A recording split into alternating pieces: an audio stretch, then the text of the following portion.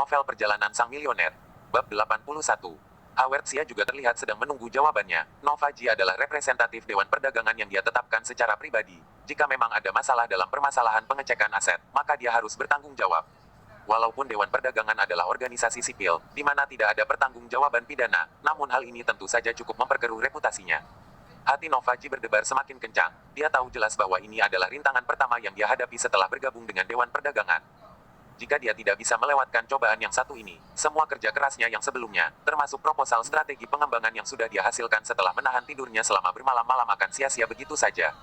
Namun dia tidak tahu harus bagaimana menjawabnya. Leon Sang terlihat jelas sudah mendapatkan kabar dari anggota internal perusahaan. Sekalipun dirinya memutuskan untuk berbohong, dia juga akan mengalami kesulitan menghadapinya.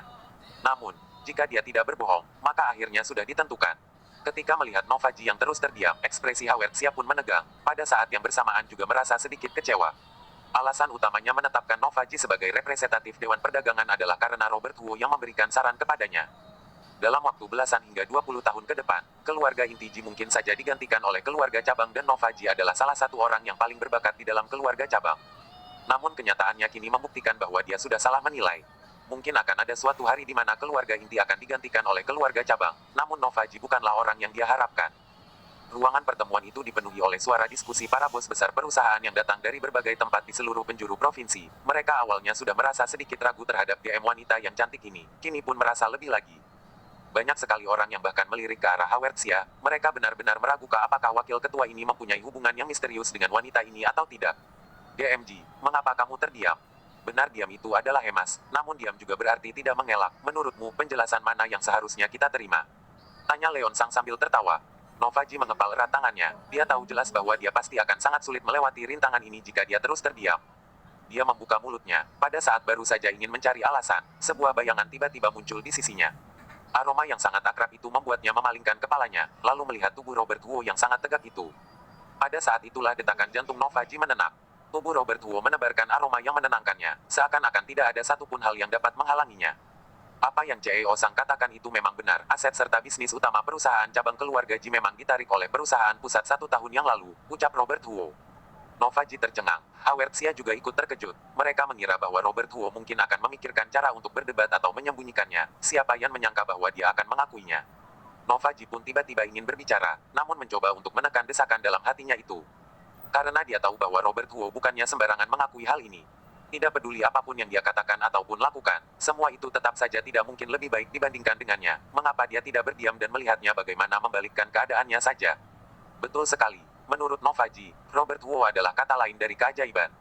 Semua peristiwa mematikan yang sudah membuatnya putus asa selalu saja berbalik arah oleh karena pria yang satu ini. Dia kini hanya bisa menaruh semua harapannya kepada dirinya lagi. Walaupun Leon Sang merasa sedikit terkejut, namun dia tidak terlalu menghiraukannya. Dia hanya tersenyum dan berkata, aku tidak menyangka kamu yang merupakan seorang sekretaris ini bahkan lebih jujur dibandingkan GMG. Bagus, bagus. GMG, mengenai permasalahan ini, kamu harus. Terdengar suara Hawertzia. Novaji berpaling dan melihat bahwa ekspresi Raja Buah itu sangat tidak nyaman. Sikap Robert Wu yang langsung mengakuinya itu tentu saja menghalangi semua jalannya untuk berbalik arah. Sekalipun Hawertzia ingin menggunakan kegengsian wakil ketua untuk membantunya, semuanya kini sudah tidak memungkinkan lagi. Pada saat Bruce Wang dan Leon Sang sebelumnya memotong ucapannya, Hawertzia sudah merasa sangat tidak enak. Namun Robert Wu kini juga melakukan hal yang serupa, tetapi dia tidak merasa terlalu kesal. Sambil menatap tajam pemuda yang sangat dia kagumi ini, Hawertzia pun mencoba untuk menahan dirinya dan berkata dengan nada rendah, silakan lanjutkan. Robert Wu menatap ke arah Oscar Kang dan Hawertzia, lalu berbicara dengan suara yang nyaring. Para sosok petinggi dari segala jenis usaha, setelah bisnis kalian berkembang menjadi sangat besar, perusahaan yang berada di bawah usaha kalian tidak hanya satu. Leon Sang tersenyum aneh dan berkata, sudahlah, apakah kamu mengira menyanjung kami saat ini masih akan berguna? Rapikan semua barang kalian dan pergi. Robert Wu langsung mengabaikan pria itu dan lanjut berkata, semuanya seharusnya memahami satu hal, mengapa perusahaan cabang dan anak perusahaan masih saja dibentuk jika perusahaan pusat jelas-jelas berjalan dengan sangat baik. Alasannya sangatlah sederhana, organisme satu sel sangatlah sederhana, dia hanya perlu menyelesaikan satu tugas saja. Namun jika dibandingkan dengan tubuh manusia yang rumit, maka hanya menyelesaikan satu tugas sepertinya tidak akan cukup. Jadi, perusahaan pusat itu sama seperti otak pada tubuh manusia. Kita membangun anak perusahaan, dengan peran yang sama seperti lengan, kaki, serta organ tubuh. Setiap lengan, kaki, ataupun organ harus diatur dengan sempurna melalui otak. Dengan demikian, manusia dapat hidup lebih baik.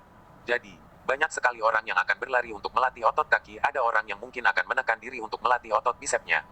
Sebagai pengusaha, kita tentu saja berharap untuk mengembangkan anak perusahaan secara beragam. Jadi, tidak peduli seberapa baik pun pencapaian anak perusahaan, semuanya selalu saja dilakukan demi kepentingan keuntungan perusahaan kantor pusat. Robert Wu tertegun sejenak, lalu lanjut berkata, alasan aset dan bisnis utama dari perusahaan cabang keluarga jika kami diambil alih oleh perusahaan pusat adalah karena pencapaian yang sudah terlalu bagus, sudah melebihi tingkat perkembangan perusahaan cabang pada umumnya. Pada situasi seperti ini, DMG berinisiatif untuk memindahkan aset kepada pihak perusahaan pusat, lalu menugaskan pekerja yang ahli untuk meningkatkan rencana pengembangan. Perusahaan kami akan terus mengembangkan laba di bidang lain melalui rencana strategi pengembangan. Aku hanyalah seorang sekretaris.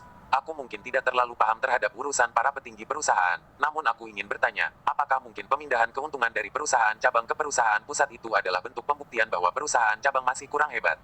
Sepertinya ini adalah sebuah logika yang kurang masuk akal. Robert Wu berbicara dengan sangat jelas. Dia juga menjelaskan urutan logikanya dengan sangat mendetail supaya semua orang dapat langsung memahaminya ketika mendengarnya. Tidak sedikit orang yang diam-diam menganggukkan kepala mereka, perusahaan cabang itu memang dibentuk untuk mengembangkan perusahaan pusat menjadi lebih baik lagi. Pada saat keuntungan yang didatangkan sudah cukup, mengambil alih kembali adalah hal yang sangat normal.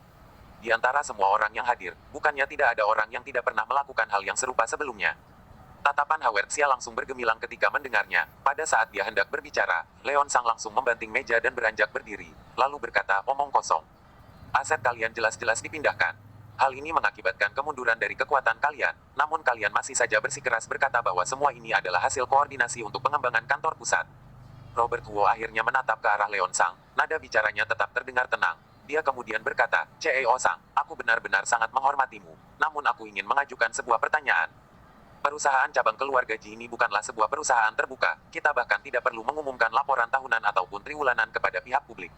Semua dokumen yang bersangkutan dengan aset, masukan, keuntungan dan yang lainnya tergolong sebagai rahasia perusahaan.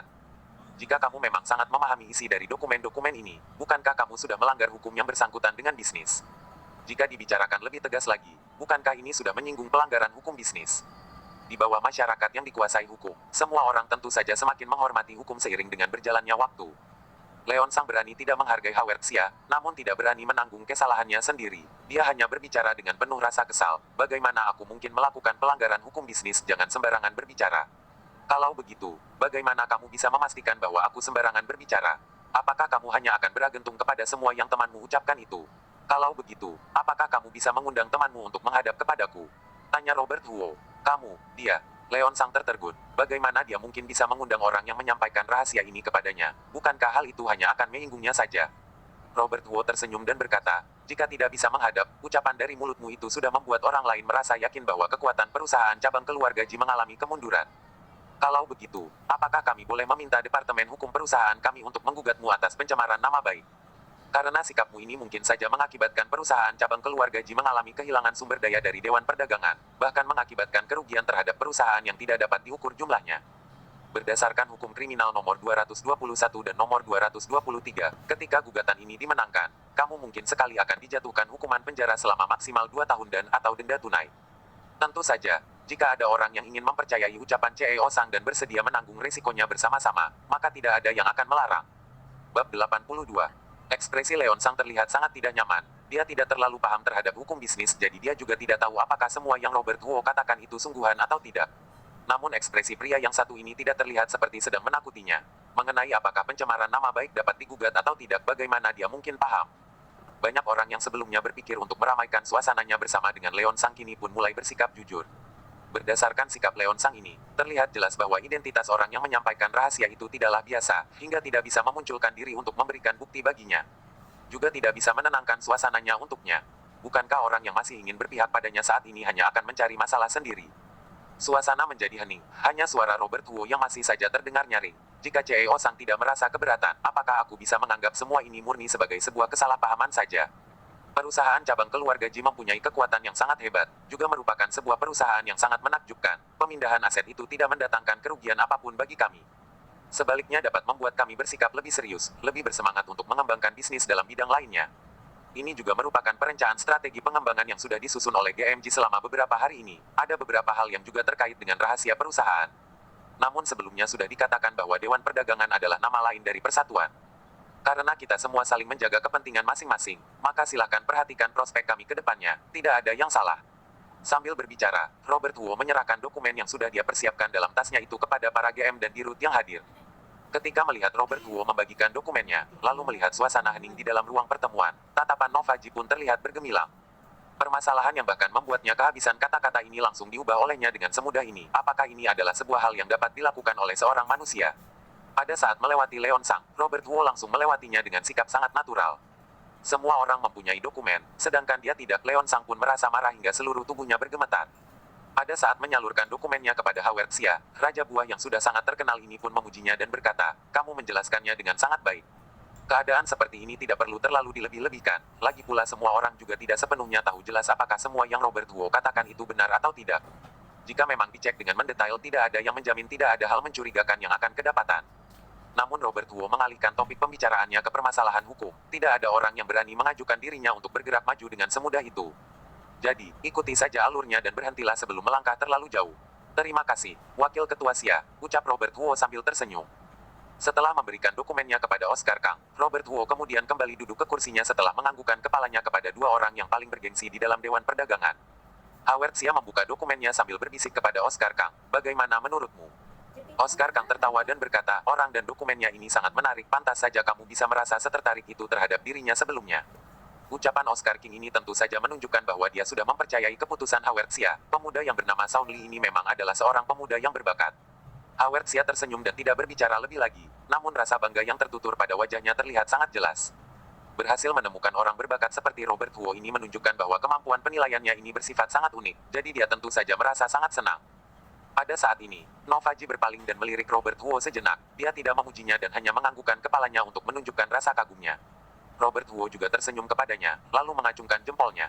Adam Cheng yang berada di sampingnya itu menatap Robert Wu dengan ekspresi kagum dan berkata, saudaraku, kamu benar-benar sangat hebat. Tidak ada yang tahu jelas mengenai kondisi perusahaan cabang keluarga Ji, namun ucapan Robert Wu itu jelas-jelas langsung mengheningkan suasana. Jangan bicarakan kemampuan berpikirnya, bahkan ketenangannya saja sudah patut dikagumi. Robert Wu tersenyum, lalu menjawab dengan sikap yang tetap rendah diri, meyakinkan orang lain dengan alasan yang jelas. Hal ini membuktikan bahwa kita semua adalah orang yang berpikiran rasional.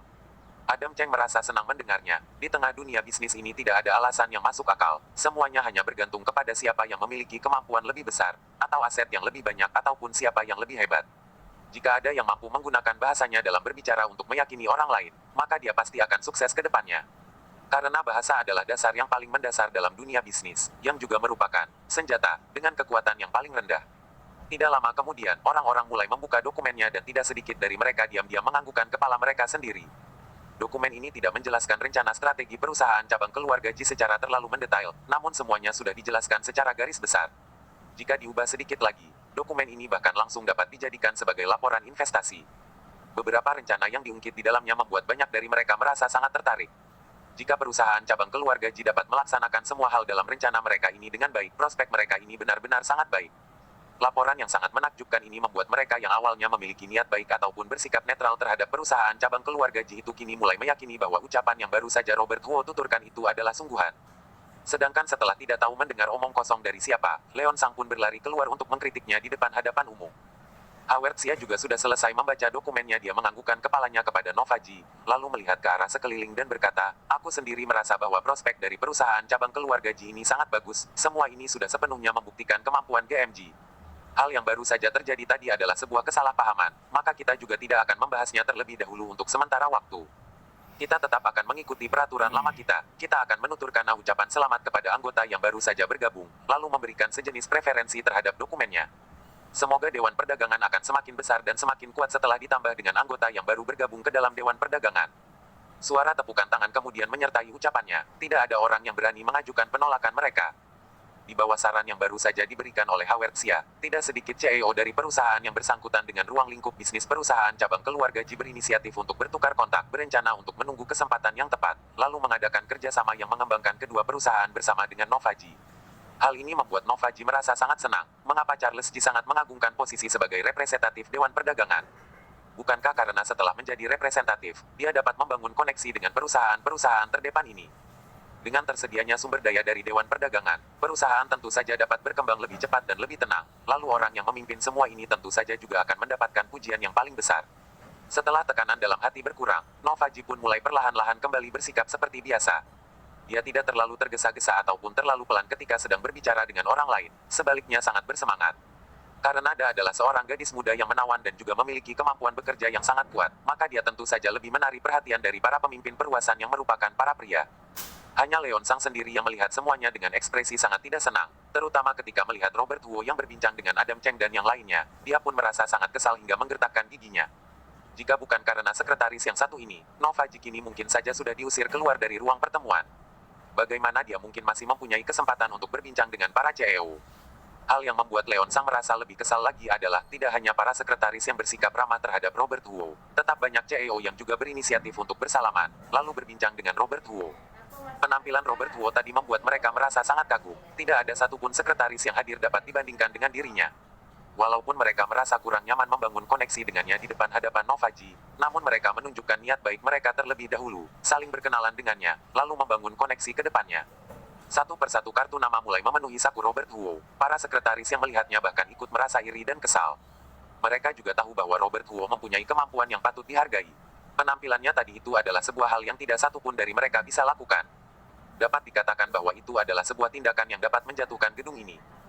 Setelah lebih kurang 3 jam berlalu, waktu yang tersisa hingga dimulainya pesta malam kini hanya ada setengah jam. Howard Xia mengetuk mikrofonnya yang mengisyaratkan semua orang untuk tenang, lalu berkata, waktunya sudah hampir tiba, kita sudah mempersiapkan acara pesta malam di lantai 16, semuanya bisa terus melanjutkan topik yang kini belum selesai dibicarakan di pesta malam nanti.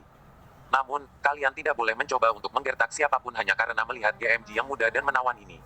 Candaannya ini pun memicu suara tawa daripada hadiri. Dalam waktu 3 jam ini, Nova Ji juga sudah berhasil mendapatkan kesan baik dari tidak sedikit orang hanya dengan bergantung kepada kemampuannya sendiri. Jadi dia dianggap mendapatkan dukungan yang cukup banyak. Semua orang mulai merapikan barang-barang mereka masing-masing, lalu bersiap-siap untuk pergi meninggalkan ruang pertemuan dan menghadiri pesta malamnya. Pada saat inilah terdengar suara nyaring Robert Huo. Tunggu sebentar, kami dari perusahaan cabang keluarga Ji mempunyai satu pertanyaan. Kedudukan Robert Huo di tengah para hadirin sekalian ini cukup bergengsi. Sebagian besar orang pun menghargainya dan menghentikan langkah kaki mereka.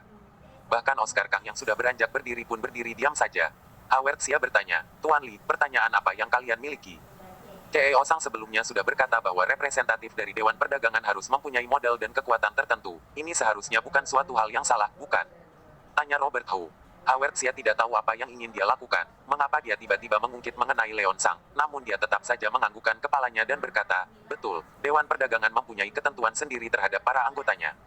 Berdasarkan apa yang ku ketahui, Luyao Chemicals milik CEO Sang sudah pernah berhubungan dengan perusahaan modal asing di luar perbatasan, mengenai permasalahan di akuisisi. Setelah mendiskusikannya, akhirnya tiba-tiba menjadi tidak ada kabar, bukan? Tanya Robert Huo. Leon Sang mendengus dingin dan berkata, ini bukanlah sebuah rahasia, semua orang mengetahui hal ini, apa yang sebenarnya ingin kamu katakan? Bab 83. Hal yang ingin kukatakan ini sangatlah sederhana. Berdasarkan informasi yang kudapatkan, Luyao Chemicals gagal diakuisisi bukan karena perusahaan modal asing tiba-tiba mengundurkan diri tanpa alasan, namun karena tujuan utama mereka bukanlah mengakuisisi perusahaannya secara keseluruhan. Semua orang tahu jelas akan reputasi Luyao Chemicals dalam bidang usahanya. Keuntungan pabrik pada dasarnya berasal dari eksploitasi usaha kecil, kualitas produknya sangat buruk dalam kompetisi masa kini. Jadi, perusahaan modal asing hanya menggunakan akuisisi sebagai sebuah alasan. Sebenarnya mereka hanya menggunakan kesempatannya untuk membangun koneksi dengan beberapa pekerja teknisi inti dalam pabrik. Lalu menggunakan uang dalam jumlah besar untuk menarik pergi para pekerja teknisi ini dan langsung mengundurkan diri. Terlebih lagi, setelah Luyao Chemicals kehilangan para pekerja teknisi inti mereka, CEO Sang masih saja belum menemukan kandidat yang dapat menggantikan mereka. Dengan kata lain, dia tidak berencana menghabiskan uang untuk mencari penggantinya. Jadi, produk Luyao Chemicals saat ini sudah terbelakangi dari pasaran selama 3 tahun. Kamu, omong kosong apa yang sedang kamu bicarakan? Kamu ini sedang melakukan pencemaran nama baik. Ucap Leon Sang dengan ekspresi menegang. CEO Sang dan aku tahu apakah ini merupakan sejenis pencemaran nama baik atau bukan. Robert Huo kemudian berbicara dengan ekspresi tenang. Industri kimia selalu berubah setiap saat, selalu ada teknologi baru yang muncul setiap tahunnya. Generasi baru selalu muncul setiap tahun. Terlebih lagi, industri kimia sedang berada dalam era perkembangan yang sangat pesat selama 3 tahun terakhir. Produk Luyao Chemicals tidak sanggup mengikuti perkembangan zaman, reputasi juga tidak baik, hingga akhirnya mengakibatkan para usaha besar dan kecil untuk berpaling kepadanya. Keuntungan dalam laporan keuangan tahun lalu meningkat sebesar 10%, namun semua itu berasal dari penjualan pabrik kimia yang setidaknya berjumlah 3 pabrik. Berapa banyak pabrik kimia yang masih dapat CEO Sang jual? Jika tidak salah mengingat, sepertinya masa pinjaman pabrik kimia akan berakhir dalam setengah tahun ke depan. Ketika saatnya tiba, rasio hutang Luyao Chemicals akan mencapai 70%. Bagaimana perusahaan dapat melewati rintangan ini? Seiring dengan ucapan Robert Huo, semua orang pun mulai menatap ke arah Leon Sang. Ekspresi Ketua Dewan Perdagangan, Oscar Kang, yang sebelumnya tidak terlalu banyak berbicara di tengah konferensi itu juga kini sedikit menegang. CEO Sang, apakah semua yang Tuan Li katakan ini benar? Tanya Oscar Kang. Nada bicaranya memang tidak tinggi, namun sangat energik, lagi pula dia juga mendirikan Dewan Perdagangan sendiri, reputasinya tentu saja sangat bergengsi. Sekalipun Bruce Wang adalah orang yang berani menyepelekanmu tanpa menuturkan ucapan apapun, namun dia tetap akan bersikap jauh lebih jujur di depan hadapannya. Wajah Leon Sang terlihat menegang sejenak, lalu memucat sejenak.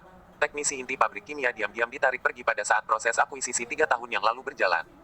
Permasalahan ini selalu menjadi sebuah rahasia. Sekalipun berbincang dengan anggota internal, dia juga hanya mengatakan bahwa mereka sudah membangun laboratorium khusus, lalu memindahkan beberapa teknisi ahli itu untuk meneliti di sana. Hanya Leon Sang sendiri yang mengerti bagaimana sebenarnya keadaannya. Dia benar-benar tidak tahu bagaimana Robert Huo bisa mengetahui permasalahan ini. Terlebih lagi, kini sudah bukannya saat baginya untuk mempermasalahkan apakah Robert Huo melakukan kegiatan pengintaian atau bukan. Jika Oscar Kang sudah membuka mulut dan menanyakannya, maka keadaannya sudah berbeda. Dewan Perdagangan selalu menerima anggota yang memiliki kemungkinan untuk terus berkembang demi mendapatkan keuntungan yang paling maksimal dalam mempergunakan sumber daya sesame. Jika suatu hari Dewan Perdagangan menyadari bahwa perusahaanmu memburuk dalam kondisi yang sangat serius, maka mereka mungkin saja akan langsung mengeluarkanmu. Hal ini memang terlihat sedikit kejam, namun inilah dunia bisnis. Ketika sedang berada dalam keadaan baik, semua orang akan bersikap sangat akrab denganmu. Namun ketika keadaan memburuk, semua orang hanyalah orang asing yang tersenyum kepadamu. Terlebih lagi reputasi Luyao Chemicals juga sangat jelek. Jika keadaannya memang separah seperti apa yang Robert Huo katakan, maka hal ini tentu saja akan menghadirkan pukulan yang sangat besar terhadap Dewan Perdagangan. Ketika saatnya tiba, orang-orang akan berkata, apa gunanya bergabung dengan Dewan Perdagangan? Bukankah mereka yang akan segera jatuh bangkrut tetap akan jatuh bangkrut begitu saja? Jadi, Oscar Kang tentu saja berinisiatif untuk bertanya. Jika memang benar, maka tidak perlu diragukan lagi. Satu-satunya hasil yang menunggu Leon Zhang adalah dikeluarkan dari Dewan Perdagangan. Jadi, Leon Zhang kini sedang berada dalam situasi yang serupa dengan Nova Ji sebelumnya. Bohong atau mengaku. Dia merasa ragu dan terus bergemetar, namun Robert Huo tidak memberikan terlalu banyak waktu untuknya dan langsung berkata, bukankah CEO Sang pernah berkata bahwa diam adalah emas, namun juga bisa menandakan tidak mengelak, maka pertanyaannya adalah penjelasan mana yang seharusnya kita pilih. Semua orang menatap ke arah Robert Huo dengan ekspresi aneh. Leon Sang memang pernah menuturkan perkataan seperti ini sebelumnya, namun tidak disangka, setelah waktu 3 jam berlalu, Robert Huo menggunakannya untuk menanyakannya kembali kepadanya. Sama halnya seperti Nova Ji pada saat itu, semua orang tahu jelas bahwa apa yang Robert Huo katakan itu tidaklah salah. Penampilan Leon Sang ini menunjukkan bahwa keadaan Luyao Chemicals ini memang sedang sangat berbahaya. Namun dia hanyalah seorang sekretaris. Bersikap seperti ini terhadap seorang CEO sepertinya sedikit kelewatan. Mereka memang berpikir demikian, namun tidak ada satupun orang yang membantu Leon Sang karena hal ini. Mereka tidak tahu apakah sekretaris ini bersikap kelewatan terhadap seorang CEO karena perintah dari Nova Ji atau temperamen anggota perusahaan cabang keluarga Ji seperti ini, di mana mereka akan memperlakukanmu sesuai dengan caramu memperlakukan mereka. Namun kondisi Leon Sang lebih serius dibandingkan hal ini. Oscar Kang juga dapat melihat jawabannya. Leon Sang tidak perlu memberikan penjelasan apapun. Dia langsung berpaling dan berkata kepada pria parubaya, Ketua Zeng, mohon perhatikan hal ini. Felix Zeng menganggukkan kepalanya. Dia bukanlah pengusaha perusahaan manufaktur, melainkan pemilik dari firma hukum akuntansi terbesar di seluruh provinsi. Sebagian besar dari permasalahan akuntansi dan hukum Dewan Perdagangan diselesaikan oleh dirinya. Oscar Kang kini menyuruhnya untuk memperhatikannya, sebenarnya adalah menyuruhnya untuk mengecek detail mengenai kondisi Luyao Chemicals. Jika kenyataannya memang demikian, maka hasilnya sudah tidak perlu dibicarakan lagi. Wajah Leon Sang semakin memucat ketika mendengarnya. Dia sudah tidak sempat menghabiskan waktu untuk beradu dengan Robert Huo lagi. Dia langsung menatap Oscar Kang dengan tatapan memohon pertolongan dan berkata, Ketua, aku juga mempunyai kesulitan sendiri dalam hal ini. Mohon dengarkan penjelasanku. Kamu boleh menyampaikan kesulitanmu kepada Ketua Zeng. Umurku sudah lanjut usia, energiku sudah mulai berkurang. Aku butuh istirahat. Setelah selesai berbicara, Oscar Kang pun langsung berjalan ke arah depan. Dia berhenti sejenak ketika melewati sisi Robert Huo. Nova Ji sepertinya merasa ragu sejenak, namun dia akhirnya memilih untuk berjalan maju 1 langkah, lalu menghalangi tatapan Oscar Kang terhadap Robert Huo. Ketika tatapannya tertuju ke arah Nova Ji, ekspresi Oscar Kang tidak terlihat berubah terlalu drastis. Dia hanya berbicara dengan nada tenang. Pemuda boleh saja bersemangat, namun jangan pernah melupakan ucapan yang pernah kamu tuturkan sendiri. Dewan Perdagangan adalah tempat yang memerlukan persatuan. Terima kasih atas peringatan, Ketua. Kami akan selalu mengingatnya, jawab Nova Ji dengan penuh kesopanan. Oscar Kang tidak banyak berbicara, dia pun pergi meninggalkan ruang pertemuan dengan bantuan tuntunan Howard Xia. Sebelum melangkah pergi, Howard Xia berpaling melirik Nova Ji dan Robert Huo. Dia tersenyum sejenak, lalu menemani Oscar Kang melangkah pergi. Jika Howard Xia masih bisa tersenyum, maka permasalahan ini tidak terlalu serius. Oscar Kang sebelumnya berkata demikian mungkin karena dia merasa bahwa representatif perusahaan cabang keluarga Ji yang baru datang ini langsung menjatuhkan seorang anggota senior. Hal ini sedikit keterlaluan. Sebagai seorang ketua, dia sudah seharusnya menekannya. Pendapat yang lainnya juga mengalami perubahan. Mereka sebelumnya merasa bahwa Nova Ji masih muda, dia sepertinya berhasil menaiki jabatannya hanya dengan bergantung kepada koneksi keluarga Ji, sehingga dia tergolong sebagai pemuda yang mudah digertak. Sekarang ini, kedua pemuda ini, terutama sekretaris yang bermargali itu, sepertinya bukanlah pihak yang mudah dihadapi. Orang-orang yang sebelumnya memiliki rencana tersendiri pun mulai menarik diri. Mereka sebaiknya tidak berurusan dengan orang yang bersikeras membalas dendam sekecil apapun seperti ini. Semua orang pun tahu bahwa Leon Sang dijebak di dalam proposal akuisisi. Ini tergolong sebagai sebuah rahasia umum. Jika anggota perusahaan cabang keluarga Ji mengetahui rahasia seperti ini, apakah ini artinya mereka tahu lebih banyak lagi? Berapa banyak orang yang memiliki aset mencapai puluhan miliar yuan yang sebenarnya sepenuhnya bersih? Rasa takut mereka terhadap anggota yang baru bergabung dengan Dewan Perdagangan ini pun semakin meningkat lagi. Nova Ji mungkin tidak tahu bahwa dia sebelumnya dapat dijadikan sebagai domba kecil yang dapat disajikan di atas panggangan kapan saja oleh orang-orang yang berada di depan hadapannya, namun dia kini sudah berubah menjadi serigala yang memakan domba tersebut.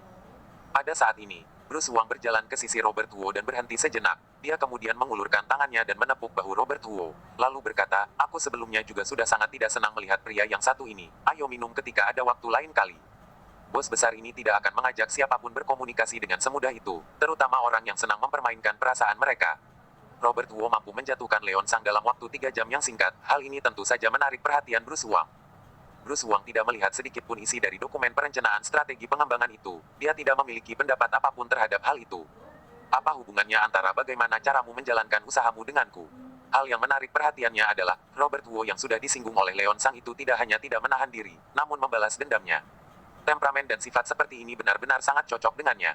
Robert Huo tersenyum, dia tidak menolaknya, lalu menganggukkan kepalanya dan berkata, baik. Bruce Wang menepuk bahunya lagi, lalu menganggukkan kepalanya kepada Nova Ji sebagai tanda sapaan, lalu melangkah pergi meninggalkan ruang pertemuan. Bab 84. Walaupun sikap CEO Huang ini terlihat jelas lebih ramah terhadap Robert Huo dibandingkan terhadap dirinya yang merupakan seorang GM, namun Nova Ji tidak merasa tidak senang. Dia dapat berdiri di sini karena semua inisiatif Robert Huo. Tanpa dia, dirinya kini sudah berada dalam perjalanan pulang. Terlebih lagi, Robert Huo ternyata langsung membalas Leon Sang pada akhir negosiasi. Hal yang berada di luar dugaannya adalah, hal ini bahkan membuatannya merasakan kesenangan yang berbeda.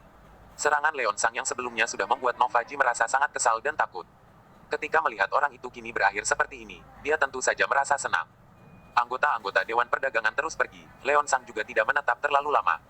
Sebelum melangkah pergi, dia menatap tajam Robert Huo, lalu berbicara dengan sikap kejam, tunggu saja kamu. Robert Huo pun hanya mengabaikan ucapan kejam yang sudah bosan dia dengar ini. Seorang CEO dengan aset miliaran rupiah menuturkan kata-kata kejam yang tidak jauh berbeda dengan ucapan para gangster jalanan. Pantas saja Luyao Chemicals terus mengalami kemunduran setiap tahunnya. Ayo pergi juga. Kita tidak boleh membuat semua orang menunggu kita berdua saja, ucap Robert Huo. Baik. Nova Ji pergi meninggalkan ruang pertemuan bersama dengannya. Di tengah perjalanan mereka menuju ke lantai 16, dia sudah benar-benar tidak bisa menahan rasa penasarannya lagi. Jadi dia pun bertanya, bagaimana kamu bisa mengetahui permasalahan Luyao Chemicals? Apakah kamu percaya jika itu hanyalah sebuah rumor? Tanya Robert Huo. Nova Ji menatapnya. Setelah beberapa saat berlalu, dia berkata, jika kamu menjawabnya dengan serius, aku akan mempercayainya. Robert Huo tertawa dan menjawab, aku serius. Robert Huo sebelumnya hampir pernah membangun koneksi bisnis dengan Luyao Chemicals. Dia hanya mendapat kabar bahwa kualitas produk perusahaan kimia yang satu ini tidak terlalu bagus, sehingga dia pun mencari perusahaan lainnya. Namun Robert Huo selalu memperhatikan segala jenis kabar yang bersangkutan dengan pihak yang bekerja sama dengannya ataupun pihak lawannya. Dia memang hanya mendengar rumor bahwa pekerja teknisi Luyao Chemicals direbut pergi. Namun kabar tersebut langsung menghilang dalam sekejap, semua posting dihapus dengan sebersih mungkin. Pada saat itu, Robert Huo sedang berada pada masa kejayaannya. Dia tidak terlalu memperhatikan permasalahan perusahaan yang tidak bekerja sama dengannya. Hari ini, dia pun tiba-tiba teringat kembali akan kabar yang dia dapatkan beberapa tahun yang lalu. Sepanjang konferensi yang berjalan selama 3 jam, Robert Huo mencari semua berita terbaru mengenai produk Luyao Chemicals selama beberapa tahun ini. Dia kemudian menyadari bahwa produk Luyao Chemicals sudah mengalami 3 kali penyesuaian dalam jangka waktu 3 tahun. Namun komentar dari setiap jenis produk yang berkembang tetap saja sangat buruk. Banyak perusahaan kecil yang bekerja sama dengannya berkata bahwa produknya tidak mengalami perbedaan dibandingkan dengan produk beberapa tahun yang lalu. Tidak tahu perkembangan apa yang sebenarnya dilakukan. Setelah menggabungkan semua kabar ini, Robert Huo menilai bahwa informasi mengenai pekerja teknisi Luyao Chemicals yang direbut pergi itu adalah sungguhan. Ditambah lagi dengan sifat Leon Sang, dapat dipastikan bahwa dia tidak akan mungkin menghabiskan uang yang sudah dia dapatkan untuk merekrut kembali pekerja teknisi yang sangat ahli. Leon Sang sendiri mungkin merasa puas terhadap dirinya sendiri. Mungkin juga belum sempat mencelakai orang lain, namun Robert Huo sudah menggunakan hal ini untuk menekannya mati-matian. Robert Huo memilih Leon Sang sebagai targetnya hanya karena dia sudah melihat keserakahan dan kesepelean dari tatapan para CEO itu. Dia tahu jelas bahwa para kaum elit di dunia bisnis ini benar-benar sangat kejam. Robert Huo tergolong memiliki alasan yang cukup masuk akal ketika memilih dirinya. Mengenai peringatan Oscar Kang, Robert Huo juga tidak terlalu keberatan. Pria tua itu terlihat paham menilai mana yang benar dan tidak. Dia tidak akan mungkin sengaja mempersulit Novaji karena hal ini. Dia bukannya memperingati Novaji dan Robert Huo, tetapi memperingatkan semua orang untuk tidak mencari kesalahan orang yang membuat mereka merasa tidak senang hanya untuk menekan mereka. Dewan Perdagangan adalah tempat di mana persatuan adalah hal yang paling diutamakan. Sambil berbincang, mereka berdua pun akhirnya tiba di aula lantai 16.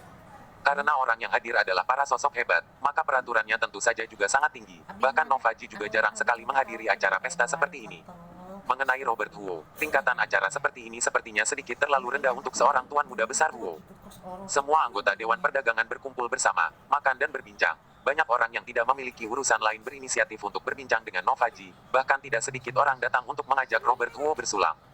Pesta malam konferensi yang pertama pun berjalan dengan sangat baik dan harmonis. Setelah Howard Xia mengantar Oscar Kang naik ke mobil, dia pun kembali untuk menemani Novaji dan Robert Huo berkenalan. Dengan bantuan tuntunannya, ditambah dengan penampilan yang cukup baik dari mereka berdua saat konferensi tadi, maka proses berkenalan lebih mendalam lagi tidak akan menjadi masalah. Bruce Wang juga masih belum kehilangan kepercayaan diri. Dia datang dan minum alkohol bersama dengan Robert Huo sejenak. Dia juga tergolong sebagai sosok yang paling unik di tengah acara tersebut. Orang lain menggenggam segelas anggur merah, hanya dia sendiri yang menggoyangkan mautai. Komentar Howard Xia terhadap orang yang satu ini sangatlah sederhana. Jadilah saudaranya atau lawannya, tidak ada di antaranya. Jika Bruce Wang mampu mempertahankan sifatnya yang polos di tengah lahan bisnis yang sangat licik ini, maka hal ini menjelaskan bahwa Bruce Wang tidak berotak seperti sikap yang dia tampilkan. Dengan kata lain, kemampuannya bahkan mungkin saja jauh lebih mengejutkan dibandingkan apa yang dipikirkan oleh orang lain. Robert Huo sangat menyukai orang seperti dirinya ini. Setidaknya berkomunikasi dengannya tidak perlu menghabiskan tenaga yang terlalu banyak. Namun Howard Xia tidak menyukai Bruce Wang karena merasa bahwa dia terlalu emosional, tidak berpikiran panjang sedikit pun. Dia pasti akan mengalami masalah karena sifatnya ini suatu hari nanti. Dalam menghadapi hal ini, Robert Huo lebih memilih untuk tidak berkomentar. Dia sudah memikirkan kehidupan dengan sangat jelas, dalam waktu puluhan tahun yang singkat ini. Tidak peduli apakah kamu adalah orang kaya ataupun orang biasa, tidak ada yang tahu ketidakterdugaan apa yang akan terjadi padamu di masa depan. Jadi, pada saat masih hidup, hiduplah seperti orang yang kamu sendiri sukai adalah hal yang paling penting. Jika tidak, setelah kamu mati, orang lain bahkan mungkin saja masih belum mengetahui dirimu yang sebenarnya. Pesta malam berlangsung mulai dari pukul 6, acara terus berlangsung hingga pukul 10 lebih dan orang-orang baru mulai melangkah pergi. Novaji minum sedikit terlalu banyak hari ini, terlihat jelas bahwa dia merasa sangat senang.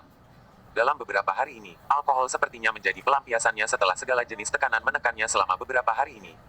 Ketika acara dibubarkan, dia sudah mabuk hingga mulai linglung saat berjalan. Robert Huo sedikit lebih baik dibandingkan dirinya, setidaknya masih bisa menuntunnya sambil berjalan menopang pada sisi dingin. Dua pelayan wanita mengikuti mereka dari belakang dan bersiap-siap untuk menuntun mereka kapan saja. Hal yang membuat mereka lebih terkejut lagi adalah, Robert Huo terlihat mabuk sangat berat. Namun setiap kali hendak terjatuh, dia selalu saja kembali berdiri tegak.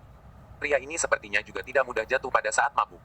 Sampai saat masuk ke kamar, Robert Huo tidak pernah membiarkan kedua pelayan itu menuntunnya sekalipun.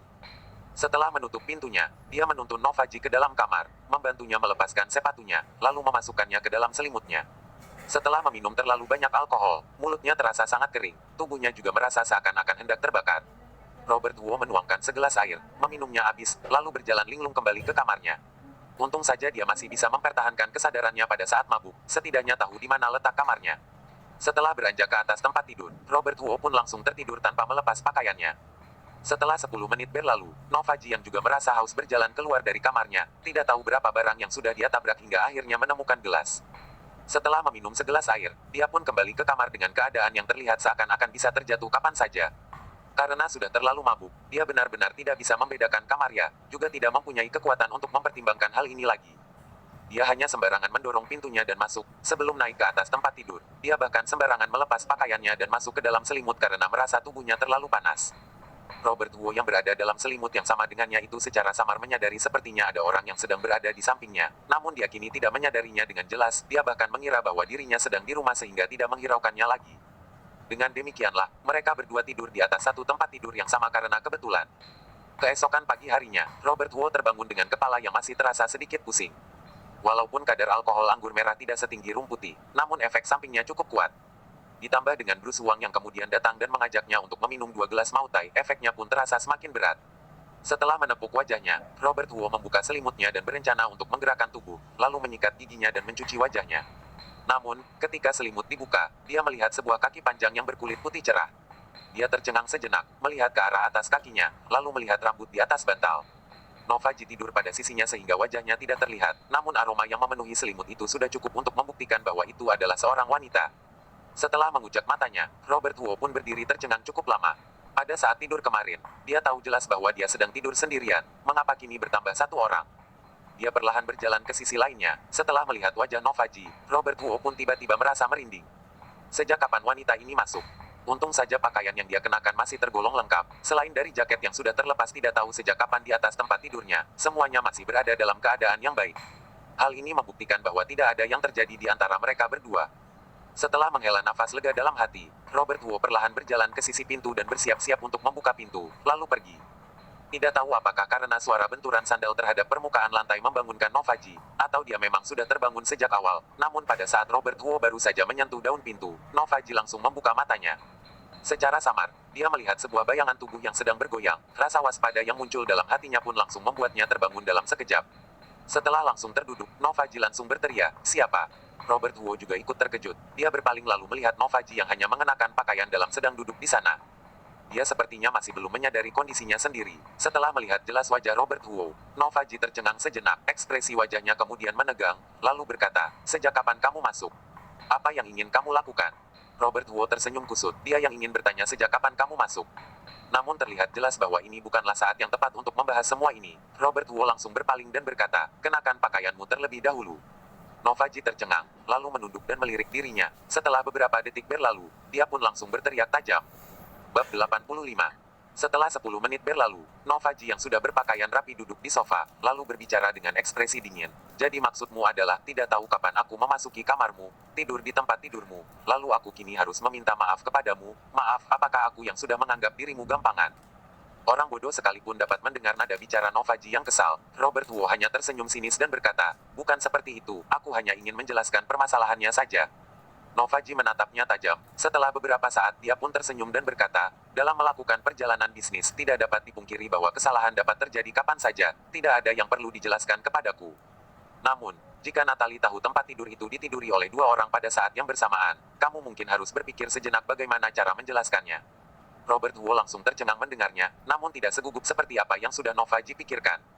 Setelah beberapa saat dia hanya tersenyum datar dan berkata, "Orang yang benar tidak perlu takut. Dia pasti akan mempercayai diriku." Novaji sebenarnya tidak berpikir untuk melaporkan rahasia ini, lagi pula tidak peduli siapapun yang bersalah dalam hal ini, dia tetap saja akan dirugikan. Dia hanya ingin menggunakan perkataan ini untuk menekan Robert Huo sejenak, siapa yang menyangka bahwa pria ini ternyata tidak merasa takut. Bahkan berbicara dengan penuh percaya diri bahwa Natalie Ning akan mempercayai dirinya.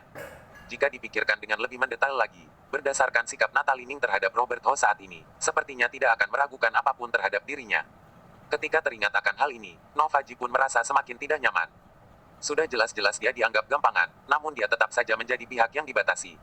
Apa maksud semua ini? Robert Huo menyadari rasa kesalnya, jadi dia pun berinisiatif untuk mengalihkan topik pembicaraannya. Wakil ketua Sia berkata bahwa hari ini adalah waktu untuk membangun koneksi pribadi.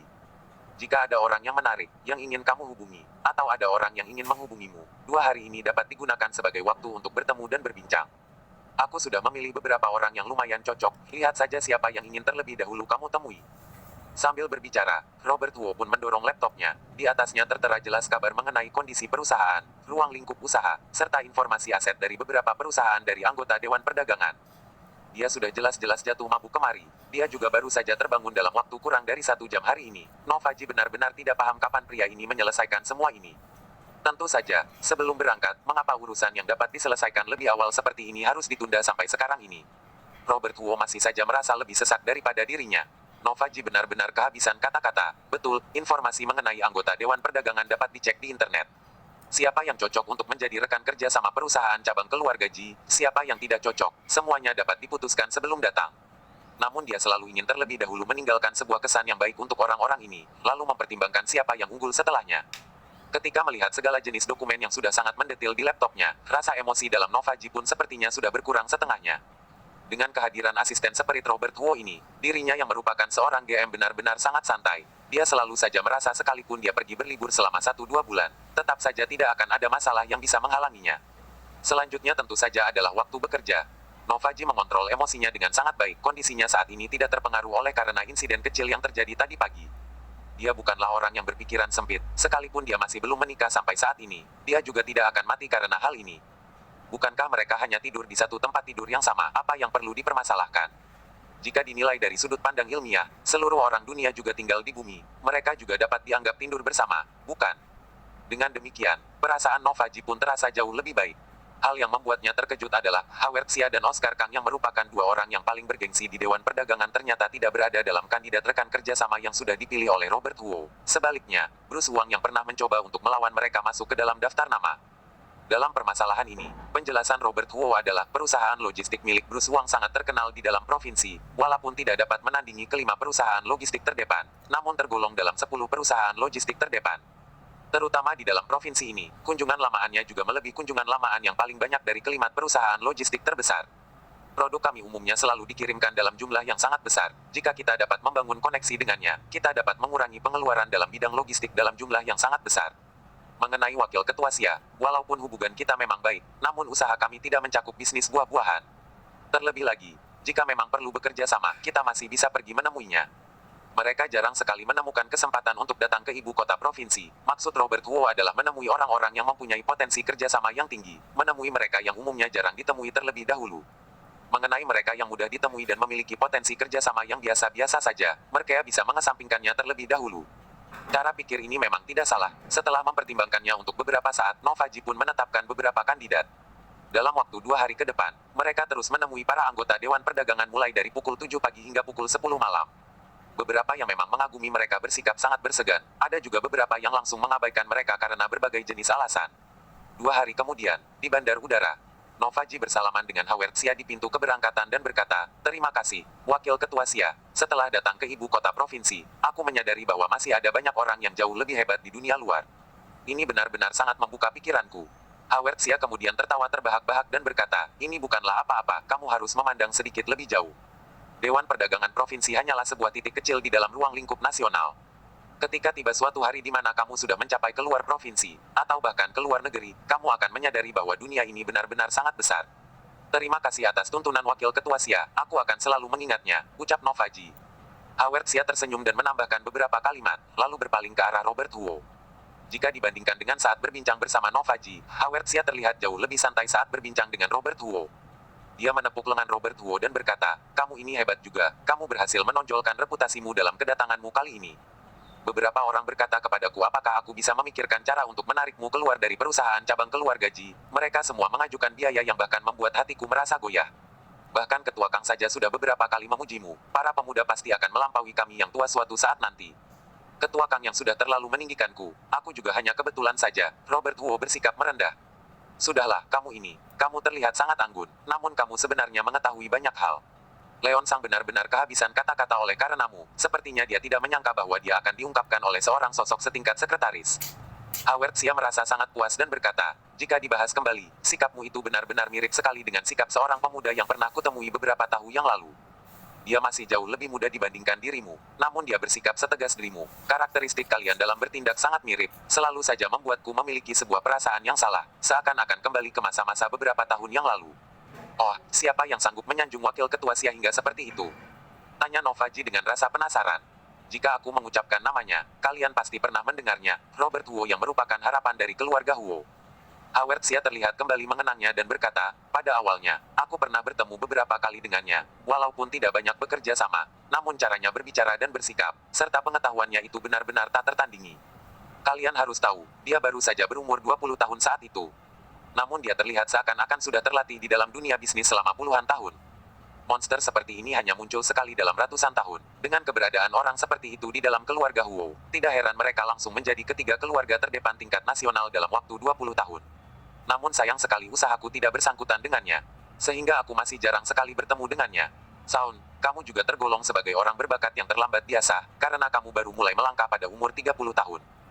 Namun aku kira kemampuanmu itu sangat baik, walaupun tidak dapat dibandingkan dengan Robert Huo yang merupakan seorang bintang harapan. Namun berusahalah lebih lagi, pasti akan ada hari di mana kamu akan berhasil mendapatkan pencapaianmu sendiri."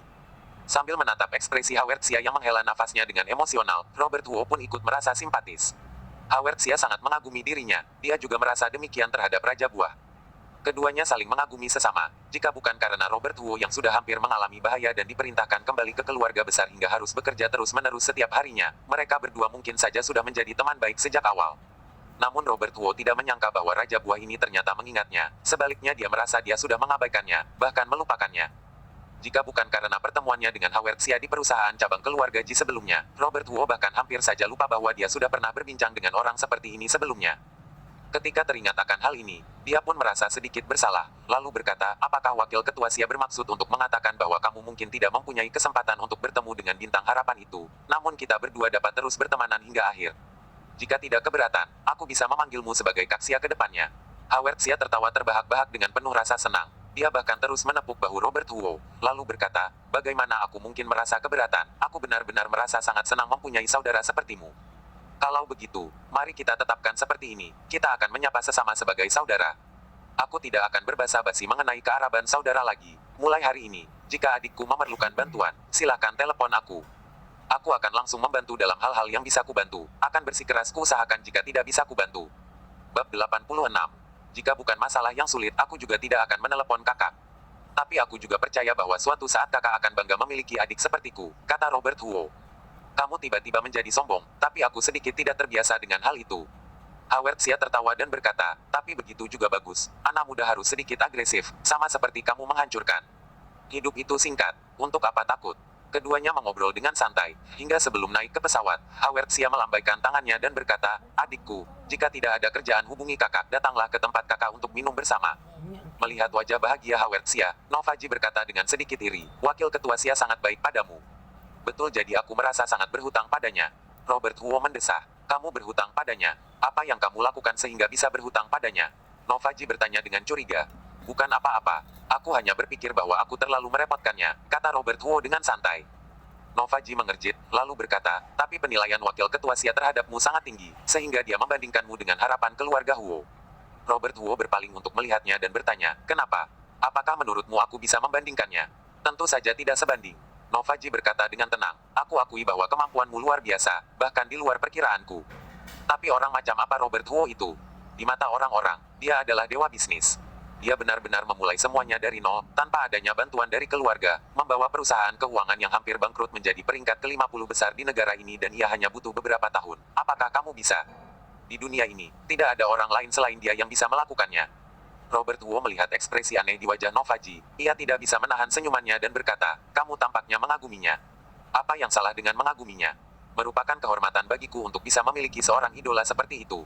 Novaji jarang menunjukkan sikapnya yang seperti seorang wanita. Ia mendengus dan berkata, yang sepertimu, kamu bangga dan puas dengan pencapaian yang sedikit, sehingga kamu merasa di dunia ini tidak ada yang bisa menandingimu.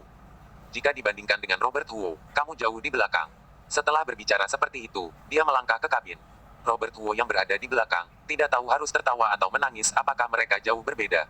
Tapi baik Howard Xia maupun Novaji, kepedulian mereka terhadap tuan muda keluarga Huo mengingatkan Robert Huo bahwa masih banyak orang di dunia ini yang peduli padanya. Namun, orang-orang yang memedulikannya ini tidak tahu bahwa Robert Huo yang asli telah mati. Jika ia membiarkan mereka begitu memuja dan peduli pada orang yang palsu ini, Robert Huo akan merasa mual.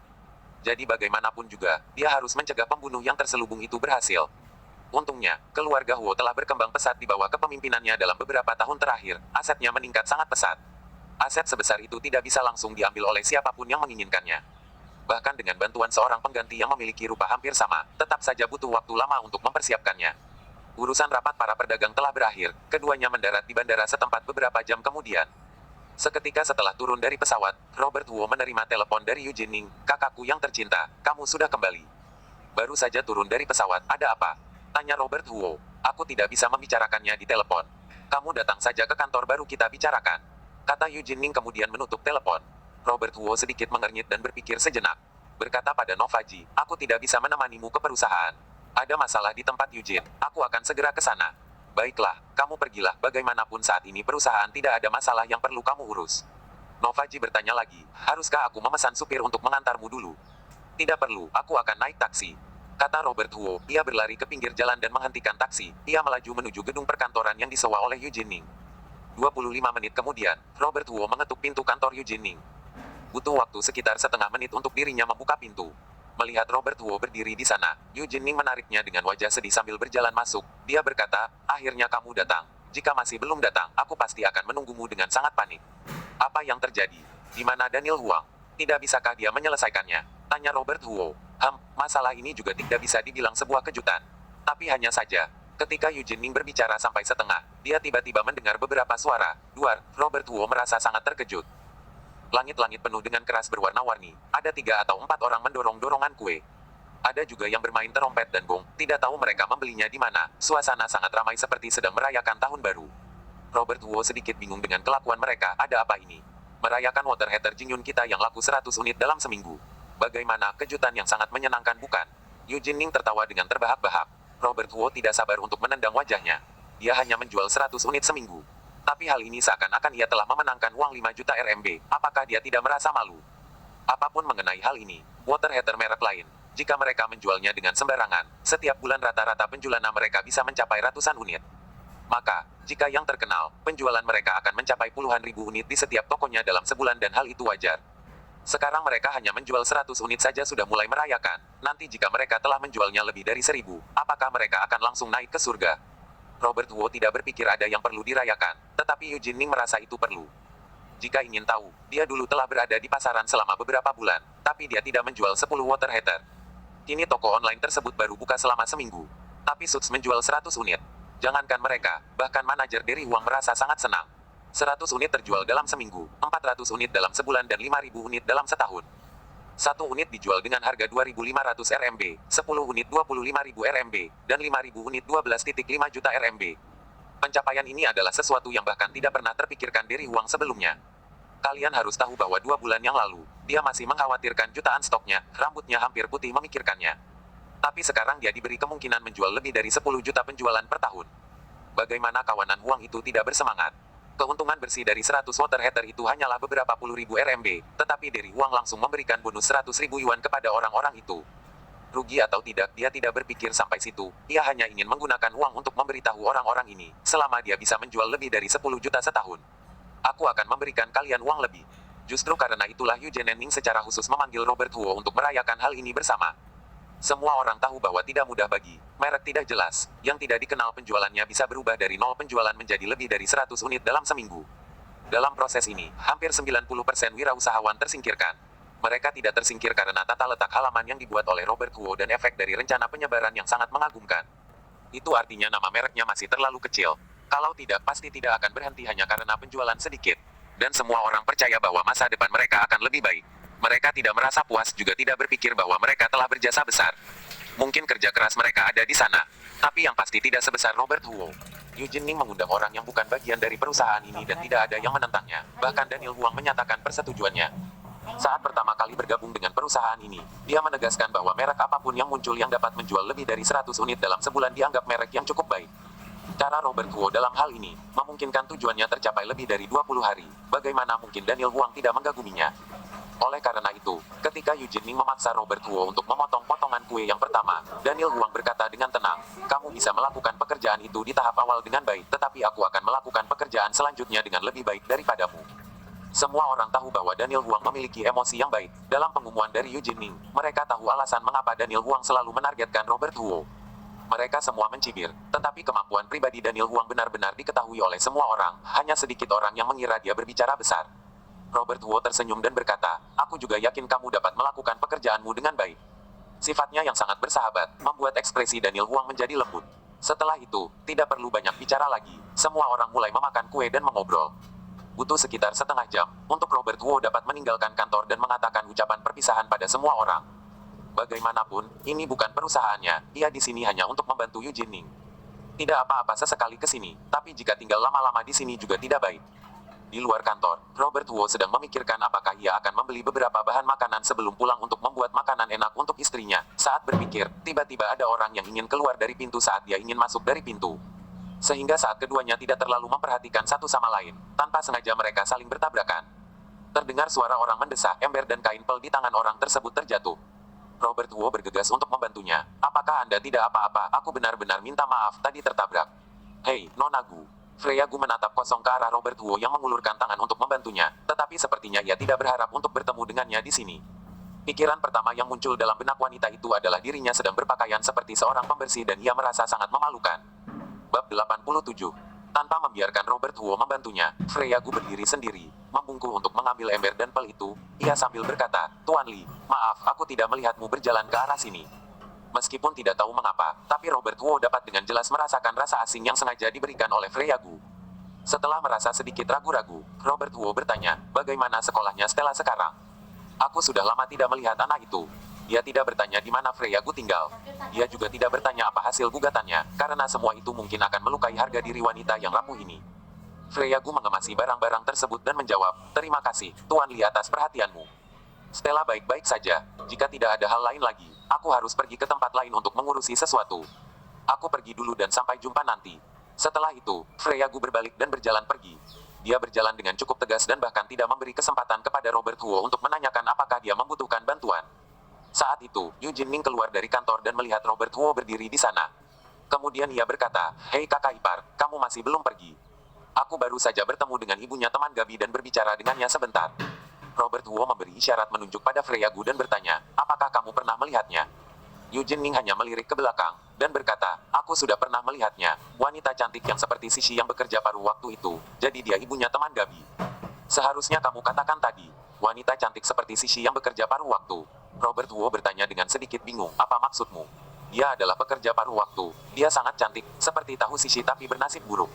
Yu Jinming berkata, "Tetapi aku dengar bahwa dia juga sangat miskin. Dia merawat 4 orang tua sendirian.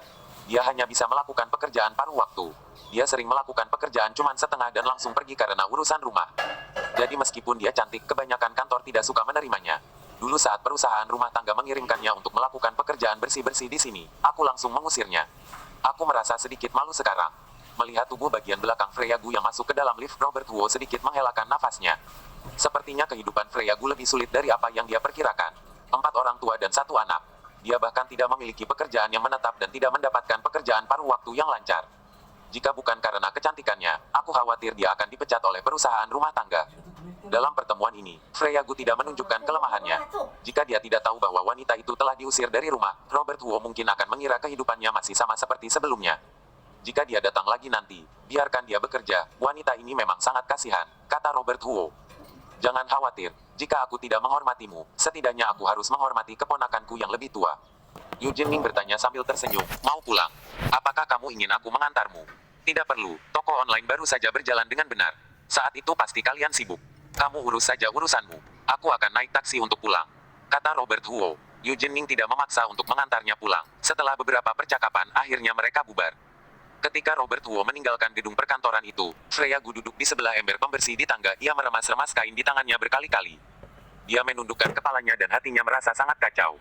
Saat suaminya meninggal, dia merasa seperti semua langit runtuh. Dia pikir itu adalah saat-saat paling putus asa dalam hidup. Tetapi beberapa hari yang lalu, ketika kedua mertuanya melaporkannya di pengadilan untuk memperjuangkan kepemilikan rumah, Freya Gu menyadari bahwa dunianya belum benar-benar runtuh. Di pikirannya bahwa jurang ada 18 lapisan neraka. Belakangan ini, mertuanya memenangkan gugatan, memenangkan 17% haknya, sehingga hal ini memberi mereka kekuatan yang cukup untuk mengusir Freya Gu. Jika dia tidak memberi uang, maka ia harus pergi. Freya Gu tahu mengapa mertuanya melakukan ini.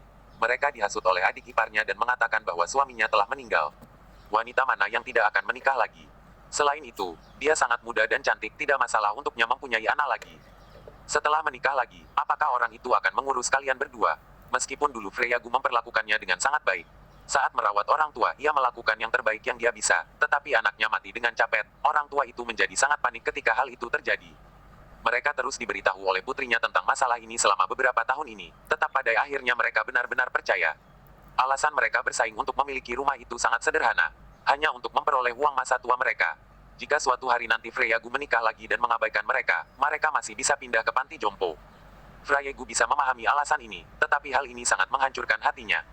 Untuk merawat para orang tua itu, dia hampir menyerahkan segalanya. Tidak ada pekerjaan formal, tidak ada tabungan. Dia menjadi janda ketika dia masih muda dan cantik, saat dia seharusnya paling menikmati hidup. Bahkan dia tidak bisa membeli baju baru. Dia tidak bisa makan enak, tidak bisa berpakaian dengan pakaian bagus, bahkan jika anaknya ingin pergi ke taman bermain yang harganya puluhan RMB, dia harus berpikir dengan sangat lama. Oleh karena itu, kata percaya dan tidak akan pernah muncul dalam kamusnya. Semakin Robert Wu terlihat mempesona, semakin dia merasa jauh dari pria itu. Dari awal mereka bukan orang yang berada di dunia yang sama. Jadi untuk apa sering bertemu? Apalagi saat dia melihat Robert Wu hari ini, Freya Gu ingin mati rasanya. Menurutnya, kerja per jam bukanlah pekerjaan yang terpuji. Mungkin pekerjaan tidak membedakan tinggi atau rendahnya seseorang, tetapi hal ini menentukan kualitas seseorang. Inilah pekerjaan yang akan dipilih oleh orang yang paling tidak ada keahlian. Siapapun yang memiliki kemampuan atau impian dalam hidupnya, akan memilih pekerjaan lain. Karyawan perusahaan rumah tangga pada dasarnya lebih mempekerjakan wanita parubaya yang berusia di atas 40 tahun. Sangat sedikit wanita yang berusia sekitar 30 tahun.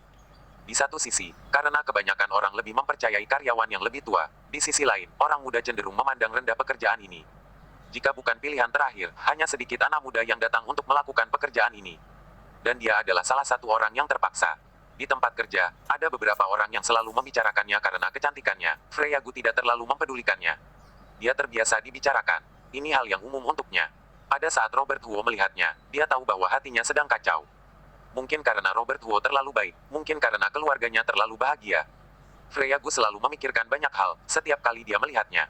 Terkadang, dia bahkan berpikir, jika dia menikah dengan Robert Wu, kehidupan akan seperti apa? Semakin sering pikiran ini muncul, semakin dia merasa bersalah di dalam hatinya, karena seharusnya dia tidak melakukannya. Pada saat yang sama, dia akan semakin membenci takdirnya. Teringat dulu saat dia melihat Yu Jinning dengan Gabi. Melihat wajahnya yang penuh dengan senyuman bahagia, tubuh Freya Gu sedikit gemetar. Sama-sama wanita, tapi mengapa dia berakhir di akhir yang seperti ini? Haruskah kita menyalahkan ketidakadilan Tuhan? Tidak, Tuhan itu adil. Ia telah memberikan kebahagiaan pada dirinya, tetapi ia hanya mengambil kembali kebahagiaan itu. Adapun masa depan, itu adalah pilihannya. Iya, jalan kehidupannya itu pilihan sendiri. Sama seperti setelah suaminya meninggal, dia memutuskan untuk tidak pernah menikah lagi dan merawat keempat orang tua itu dengan sepenuh hati. Tapi sekarang, kedua mertuanya telah memilih untuk memalingkan wajah mereka karena pengaruh dari adik iparnya. Sementara hal ini semakin membuat Freya Gu merasa putus asa, hal ini juga memberinya kesempatan untuk memilih lagi. Jika dia kehilangan, dia akan selalu mendapatkan apa yang dia dapatkan tergantung pada apa yang dia inginkan. Apa yang diinginkan Freya Gu sangat sederhana. Dia hanya berharap dia tidak lagi harus begitu merendahkan diri. Dia berharap ketika dia melihat Robert Wu lagi, dia tidak akan merasa malu. Mungkin dia tidak akan pernah bersama pria seperti itu, tetapi dia berharap saat bertemu lagi nanti, dia bisa berbicara dengannya dengan senyum dan penuh percaya diri. Dalam posisi bebas dan setara, alih-alih menjadi Cinderella di pojokan, menunggu pangeran seperti dalam dongeng. Melihat kain di tangannya yang sepertinya belum dicuci, Freya Gu berdiri dari sisi ember itu. Dia perlahan-lahan melipat kain itu dan meletakkannya di atas ember. Melihat berbagai alat pembersih yang telah menemaninya selama beberapa tahun terakhir ini, Freya Gu berbalik dan meninggalkan tangga. Dia berjalan dengan sangat cepat dengan mengambil langkah besar, seolah-olah ingin mengucapkan selamat tinggal pada semua ini secepat mungkin. Sikap teguhnya itu memberikannya semangat hidup yang berbeda untuk pertama kalinya. Jika Robert Wu masih ada di sini, dia pasti bisa melihat bahwa mata Freya Gu menunjukkan kerinduan dan keinginan untuk hidup. Pengejaran yang hampir mencapai titik keras kepala adalah dasar dari sukses. Kekuatan pendorong yang mendukungnya untuk mengejar kesuksesan malah berasal dari pria yang berpotensi. Robert Wu tidak tahu bahwa kemunculannya akan mendorong Freya Gu untuk mengubah pandangannya dan cara hidupnya. Pada saat yang sama, Charles Ji menundukkan kepalanya sambil menjawab panggilan telepon di ponselnya. Di telepon, Colin Ji memarahinya dengan sangat kejam. Bab 88. Aku sudah peringatkanmu, jangan membuat masalah dengannya akhir-akhir ini. Kenapa kamu masih melakukan hal yang begitu sembrono? Apakah kamu tidak akrab dengan nama keluarga bermarga Sang itu? Itu rahasia perusahaan. Kamu pikir jika hal semacam ini terungkap kalian akan ada kebaikan untuk kita? Apakah kamu punya otak? Colin Ji memarahinya dengan begitu lancar. Charles Ji tidak berani mengucapkan sepatah kata pun. Soal pengalihan aset, dia memang memberitahu hal ini pada Leon Sang. Hanya sedikit orang yang tahu bahwa Charles Ji dan Leon Sang berteman. Bagaimanapun, mereka tidak berada dalam lingkaran bisnis yang sama atau berada di kelompok usia yang sama. Tetapi orang-orang yang berperilaku buruk memiliki kesukaan yang serupa. Misalnya, bermain kartu adalah salah satu cara mereka mencari hiburan. Keduanya bertemu di tempat main kartu dan merasa cocok satu sama lain. Kali ini Charles Ji membocorkan rahasia perusahaan kepada Leon Sang, berharap dia dapat mengambil kesempatan untuk mengusir Nova Ji dari Dewan Perdagangan. Leon Sang sendiri tidak menghargai Nova Ji, ia sudah bertahun-tahun di Dewan Perdagangan. Status sosialnya juga jauh lebih tinggi dari Nova Ji. Bukankah mudah untuknya mengusir pendatang baru seperti itu? Di luar dugaan, Nova Ji tidak bisa diusir. Sebaliknya, Lon Sang telah dihancurkan oleh Robert Wu. Begitu mereka meninggalkan ibu kota provinsi, Dewan Perdagangan mengirimkan surat resmi, mengumumkan bahwa Luyao Chemicals telah mengundurkan diri secara sukarela dari Dewan Perdagangan. Ini pernyataan yang bagus. Semua orang di Dewan Perdagangan tahu bahwa Wakil Ketua Zeng menemukan bukti kebenaran mengenai Leon Sang, kemudian Oscar Kang sendiri mengusirnya. Seluruh cerita tentang masalah ini telah beredar di dunia bisnis. Colin Ji menelepon Charles Ji untuk menanyakan keadaan setelah mendengar apa yang telah dia dengar. Baru setelah itu dia tahu bahwa Charles Ji telah memberitahu kepada orang luar tentang pengalihan aset cabang ini. Hal ini membuat Colin Ji sangat marah. Dia melakukan ini semua untuk membantu Charles Ji agar dapat mengendalikan perusahaan dan menekan Nova Ji. Meskipun secara langsung menekan rekan kerja merupakan hal yang wajar, namun tindakan ini juga merusak nama baik keluarganya dan tidak dapat diumumkan kepada publik. Jika Charles Ji melakukan hal ini, maka itu sama dengan membahayakan Colin Ji. Jika ada yang mengetahuinya, dia mungkin akan terlibat. Setelah memarahi, hingga Colin Ji merasa sedikit lelah, dia berhenti sebentar. Paman ketiga, aku hanya tidak senang wanita itu mengambil kesempatan ini untuk mengancam kita. Jadi aku ingin menunjukkan padanya bahwa aku juga bisa berbuat sesuatu. Siapa yang tahu Leon Sang sangat tidak berguna. Tidak hanya tidak dapat menanggani Nova Ji, dia bahkan dihancurkan. Charles Ji berkata dengan perasaan tertekan. Apakah kamu benar-benar melakukannya karena ceroboh atau kamu sengaja menipuku? Apakah Nova Ji seseorang yang bisa dihadapi dengan begitu mudah? Jika orang itu begitu mudah ditangani, apakah dia masih membutuhkan bantuan dari orang yang bermarga sang itu? Biarkan masalah perdagangan kali ini dia yang memegang kendali. Hal yang paling bijak bagi kita sekarang adalah menjauh darinya dan menunggu kesempatan yang tepat. Sebelum itu, apapun yang kamu lakukan, kamu tidak boleh bertindak di luar perkiraan. Terlebih lagi, jika kamu tidak tahu apa-apa tentang Luyao Chemicals, tapi berani memanfaatkannya untuk mencelakai orang. Kata Colin Ji dengan kesal. Untuk menangani Nova Ji, dia mungkin lebih mendesak daripada Charles Ji. Tetapi Colin Ji tahu bahwa posisi Nova Ji saat ini di kantor cabang tidak tergoyahkan. Berurusan dengannya sekarang sama saja dengan membuat masalah untuk dirinya sendiri. Bisa dikatakan, karena Charles Ji biasanya selalu bersikap hormat padanya, maka ia menganti orang untuk melakukan pekerjaan bodoh. Kalau tidak dia dari awal pasti sudah datang dan memilih sendiri orangnya. Pokoknya, kamu tetap di perusahaan dengan patuh. Jika tidak ada kerjaan carilah masalah untuk Nova Ji. Dia saat ini bukanlah seseorang yang bisa kamu ganggu dengan mudah. Kata Colin Ji, aku mengerti. Charles Ji berhenti sejenak, lalu berkata, karena Nova Ji tidak bisa diganggu. Maka aku bisa mengganggu orang yang bermargali itu bukan? Kenapa kamu mau mengganggunya? Tanya Colin Ji. Aku hanya kesal saja saat melihatnya, mengikut di buntut Nova Ji sepanjang hari. Aku tidak tahu ide buruk apa yang akan muncul nanti. Aku selalu merasa bahwa situasi akhir-akhir ini tidak berjalan dengan baik. Hal ini pasti berhubungan dengan anak itu. Kata Charles Ji. Belum lagi, meski Charles Ji biasanya tidak terlalu pintar, tapi firasatnya sangat akurat. Sebaliknya, Colin Ji yang selalu lebih pintar ternyata tidak memiliki firasat seakurat yang dirasakan Charles Ji. Otakmu benar-benar sudah rusak. Dalam kasus perdagangan sebelumnya, bukankah anak itu yang membantu kita membawa Nova Ji pulang? Sekarang kamu sepertinya sudah gila. Colin Ji menegurnya. Hantu yang tahu apakah mereka bekerja sama dalam drama ini untuk menipu orang atau tidak. Bagaimanapun juga aku tidak suka pada anak itu. Charles Ji berkata dengan sangat tidak senang. Kamu menyuruhku tidak menyentuh Nova Ji, maka aku mengikutimu. Tapi orang yang bermargali itu adalah orang yang luar. Tidak ada hubungannya sama sekali dengan kita. Kamu tidak bermaksud melindungi dia bukan? Colin Ji merasa ragu-ragu. Ketika Robert Huo membantunya membujuk Nova Ji untuk terakhir kalinya, dia masih mengagumi orang itu. Untungnya dia tahu akhirnya seperti apa, sehingga tidak seperti kata-katanya dan berakhir dengan kejadian yang lain lagi. Tapi Charles Ji jelas-jelas merasa dirugikan akhir-akhir ini. Dia baru saja mengalami kerugian besar karena Nova Ji, bahkan teman baiknya, Leon Sang juga ikut dihancurkan dalam meja judi.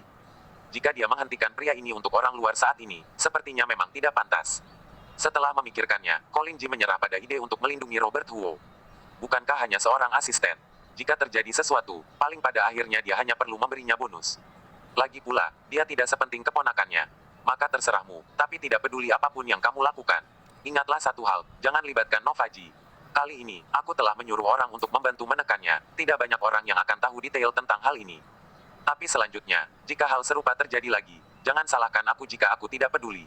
Colin Ji memperingatkannya. Mendengar dirinya mendapatkan izinnya, Charles Ji merasa sangat gembira dan buru-buru berkata, jangan khawatir, paman ketiga, aku hanya akan berurusan dengan orang yang bermargali itu.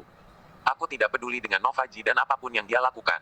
Colin Ji menjawabnya dan menutup teleponnya setelah beberapa kali memperingatinya lagi.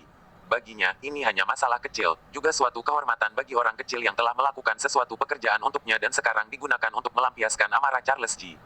Berapa banyak orang yang ingin diintimidasi oleh keluarga Ji, tetapi mereka tetap tidak mendapatkan kesempatan seperti ini. Colin Ji tidak akan pernah mengerti apa yang salah dari keputusannya ini. Ini adalah satu-satunya kesempatan untuk memenangkan Robert Huo. Sebelum Robert Huo membujuk Nova Ji di depan keduanya, dia juga membenarkan hubungan mereka untuk bisa lebih cepat mengendalikan keluarga Ji. Tapi sekarang, baik Colin Ji maupun Charles Ji tidak menganggapnya sama sekali, dengan karakter Robert Huo. Jelas mereka tidak akan diberi kesempatan lagi. Setelah meletakkan ponselnya, Charles Ji mencibir sebentar, lalu menelepon nomor lainnya, suruh orang-orang itu bersiap-siap dan selesaikan hal ini dalam 2 hari. Aku akan memberi mereka setengah dari bonus. Robert Wu yang sedang makan siang bersama keluarganya, tidak tahu bahwa Charles Ji tidak bisa menangani Nova Ji, berubah jadi menargetkan dirinya. Dan Charles Ji tidak menyangka bahwa bocah yang biasa-biasa saja di matanya sebenarnya adalah musuh di dekatnya yang paling menakutkan. Di malam hari, sekitar setengah jam sebelum waktu makan malam, Natalie Ning baru saja membawa pulang Gabi dan belum berjalan masuk. Robert Wu yang berada di dapur, mendengar ada orang yang sedang berdebat. Hingga ia segera meletakkan pisau dapur di tangannya dan berjalan keluar, membuka pintu untuk melihat keadaan di depan. Yang dia lihat adalah Natalie Ning sedang menghadapi beberapa pria dengan wajah yang menyeramkan. Melihat Robert Wu keluar, Gabi bergegas menghampirinya dan mengeluh, "Ayah, ibu diganggu oleh orang jahat ini." Robert Wu mungkin tidak memiliki perasaan yang disebut cinta untuk Natalie Ning, tetapi masih ada perasaan teman di antara mereka. Bagaimanapun, mereka telah hidup bersama begitu lama. Dia segera mengambil beberapa langkah ke depan, menarik Natalie Ning ke belakangnya. Ia melihat ketiga pria di depannya dan berkata dengan nada dingin, "Siapa kamu dan apa yang ingin kamu lakukan?" Natalie Ning yang ditarik di belakang oleh Robert Wu. Rasa aman itu menenangkan detak jantungnya yang gelisah dengan memompa dengan cepat. Mereka berkata bahwa mereka adalah teman judimu yang datang kepadamu untuk menagih hutang. Natalie Ning memberitahunya dengan suara rendah. Teman judi. Robert Wu menatap beberapa orang itu dengan hati-hati dan dengan cepat teringat sesuatu di benaknya. Saat itu, salah satu pria parubaya kurus dengan gigi kuning yang terlihat seperti perokok tua mencibir, "Sound Li, ingatanmu buruk sekali. Baru 2 bulan tidak bertemu denganmu, kamu sudah tidak ingat sahabatmu ini. Apakah mobil listrik itu memukulmu hingga hilang ingatan?" Dalam ingatan Sound Li, orang-orang ini memang pernah bertemu dengannya. Semuanya adalah teman yang biasa minum dan bermain kartu bersamanya. Sound Li menabrak tiang telepon hari itu. Tidak satu pun dari orang-orang ini yang biasa memanggilnya sahabat mengunjunginya, bahkan lebih buruk dari teman palsu. Saat ini dirinya hampir pulih kembali dan mereka semua tiba-tiba datang untuk meminta uang. Tapi dalam ingatan Sound Li, Robert Wu tidak ingat ia pernah berhutang. Meskipun dia suka minum dan bermain kartu, tapi Sound Li itu pemalu dan tidak pernah berani meminjam uang untuk bermain. Tidak peduli seberapa parah dia kehilangan, selama uang di sakunya dihabiskan, dia berbalik dan pergi. Ini merupakan salah satu dari sedikit keuntungannya. Oleh karena itu, beberapa orang ini datang untuk meminta uang. Ini sama sekali tidak masuk akal. Aku tidak ingat aku pernah meminjam uang padamu. Robert Wu berkata lagi, "Jika tidak ada hal lain, kamu bisa pergi dari sini. Jika kamu menggangguku dan keluargaku lagi, aku akan memanggil polisi. Laporkan saja pada polisi, biarkan pegawai itu negeri melihat siapa yang harusnya ditangkap." Pria bergigi kuning itu mencibir dan mengeluarkan surat tanda pinjaman dari sakunya, mengangkatnya di depan mata Robert Wu, dan berkata, "Lihat dengan mata anjingmu, apa ini?" Melihat surat tanda pinjaman itu, Robert Wu tiba-tiba mengerutkan keningnya. Kertas itu dengan jelas menyatakan bahwa Sound Li telah dipinjamkan 100.000 RMB oleh ketiga orang ini. Ada tulisan tangan Sound Li dan sidik jari merah dirinya dan mereka bertiga. Bahkan Natalie Ning terkejut dan bertanya, "Ada apa? Kapan kamu meminjam uang dengan begitu banyak?" Bab 89. Robert Wu juga ingin bertanya, kapan Sound Li berhutang begitu banyak? Tidak ada hutang sebanyak itu dalam ingatannya, tapi sekarang pihak lain mengeluarkan surat tanda pinjaman dan ada tulisan tangan milik Sound Li, tidak ada cara lagi untuk menyangkalnya. Melihat Robert Wu tidak berbicara, pria dengan gigi kuning itu tidak bisa menahan diri untuk berkata dengan bangga, "Sekarang kamu tidak bisa mengatakan apa-apa lagi bukan? Karena tidak ada yang ingin kamu katakan, cepat kamu membayar uangnya." Natalie Ning menarik pakaian Robert Wu dengan gugup. Dia ingin mengatakan sesuatu atau melakukan sesuatu, tetapi dia tidak tahu harus berbuat apa. Kecemasan yang telah hilang di hatinya melanda lagi. Dia tiba-tiba teringat ketika suaminya baru saja memiliki perubahan. Dia selalu berpikir bahwa pria itu ingin mengambil kesempatan untuk menjual rumah mereka. Hanya saja setelah beberapa saat, Robert Wu tidak memiliki maksud itu lagi, dan pemikiran seperti itu berangsur-angsur memudar. Sekarang, Natalie Ning memikirkan kemungkinan ini lagi. Ada kemungkinan suami menjual rumah untuk membayar hutang 100.000 RMB ini. Apakah bisa dikatakan bahwa perubahan sebelumnya adalah bohongan? Tidak mungkin. Perubahan suami, ia lihat dengan mata kepalanya sendiri, kemampuan pribadinya yang telah diakui oleh banyak orang. Bahkan bos dari Vernal di real estate, semua sangat menghargainya. Apakah orang yang begitu hebat perlu menipu istrinya hanya karena 100.000 RMB dan harus menjual rumahnya untuk melunasi utangnya? Sound Li yang dulu mungkin bisa melakukan hal ini, tapi itu sangat tidak mungkin baginya sekarang. Tatapan mata Natalie Ning berangsur-angsur menjadi panik. Dia mengumpulkan keberaniannya dan berkata kepada orang-orang itu, "Mustahil suamiku berhutang begitu banyak padamu." Sound Li memang sempat kecanduan main kartu, tapi dia masih bisa mengendalikan keinginannya dan tidak pernah meminjam uang untuk berjudi. Natalie Ning tahu tentang hal ini. Tidak peduli seberapa buruknya seseorang, tetap saja akan ada batasnya. Laki-laki yang rambutnya dicukur setengah dan berbadan besar, berjalan ke depan, ia meremas tinjunya dan berkata, "Apa maksudmu kita yang melakukan kesalahan? Jika kamu bukan seorang wanita, aku akan memberitahumu apa itu tamparan isi sret." Sosoknya terlihat sangat menindas. Natalie Ning secara tidak sadar bersembunyi di belakang Robert Wu. Robert Wu menatap pria itu dan berkata, "Tamparan di wajah adalah cedera ringan. Bahkan jika gigi tanggal, hukuman penjara hanya memiliki jangka waktu tidak lebih dari 3 tahun. Jika gangguan pendengaran di satu telinga turun menjadi 90%, patah anggota tubuh memengaruhi kemampuan untuk bekerja, dengan kata lain cedera serius, dijatuhi hukuman lebih dari 3 tahun atau kurang dari 10 tahun penjara. Pria berotot itu terkejut ketika mendengarkannya, lalu ia berkata dengan marah, apakah kamu ingin membuatku takut? Aku hanya memberitahumu sanksi dari tamparanmu itu. Robert Wu terlihat tampak tenang. Melihat surat tanda pinjaman di tangan orang yang bergigi kuning itu, ia berkata, dan lalu, apakah kamu yakin di surat tanda pinjaman ini, aku yang berhutang pada kalian? Menurut hukum pidana, mereka yang melakukan penipuan, sekalipun jumlahnya melebihi 50.000 RMB atau jumlahnya besar, mereka akan dijatuhi hukuman lebih dari 3 tahun tetapi tidak lebih dari 10 tahun penjara dan akan didenda. Aku rasa kamu bisa berpikir dengan hati-hati dan tidak membabi buta merusak masa depanmu sendiri. Kata-katanya membuat ketiga orang itu serempak berkata, siapa yang curang?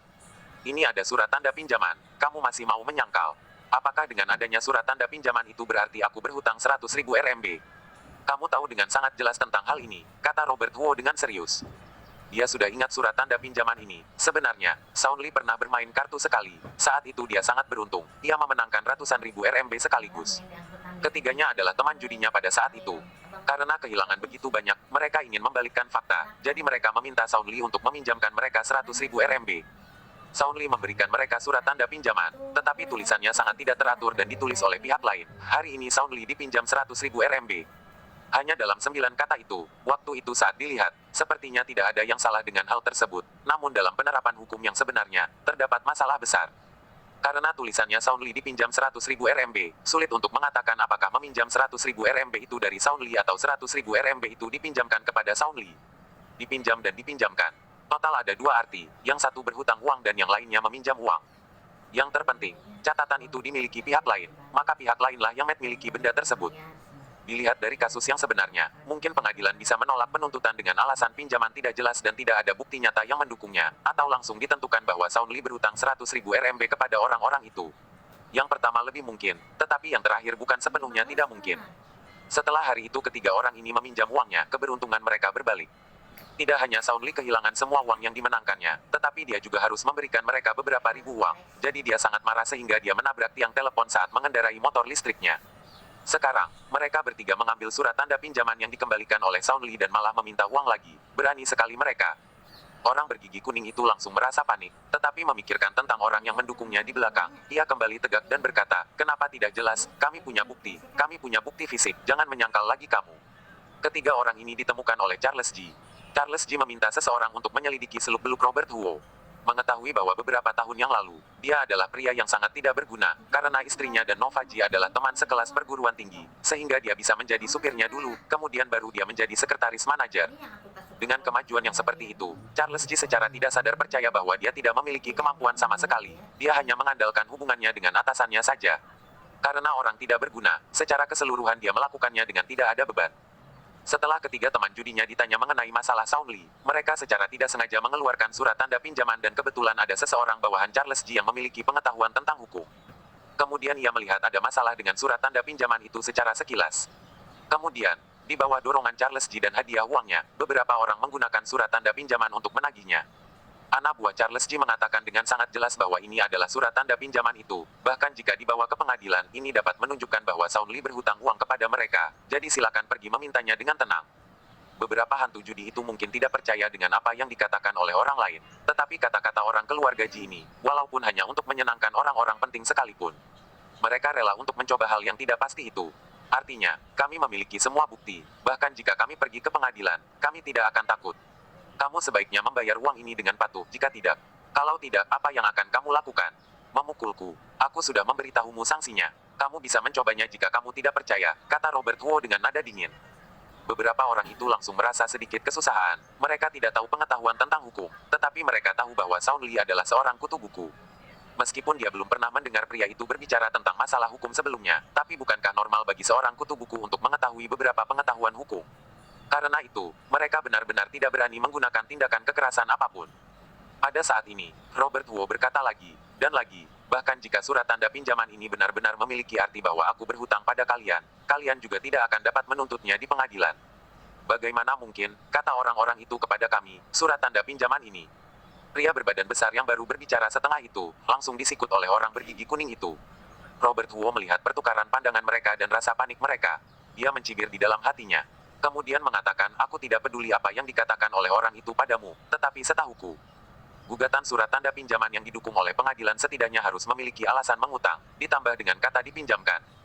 Kata pinjaman sederhana dapat dipahami sebagai niatku, tetapi bisa jadi aku tidak benar-benar meminjam uang. Aku tidak menyarankanmu untuk menagih hutang tersebut.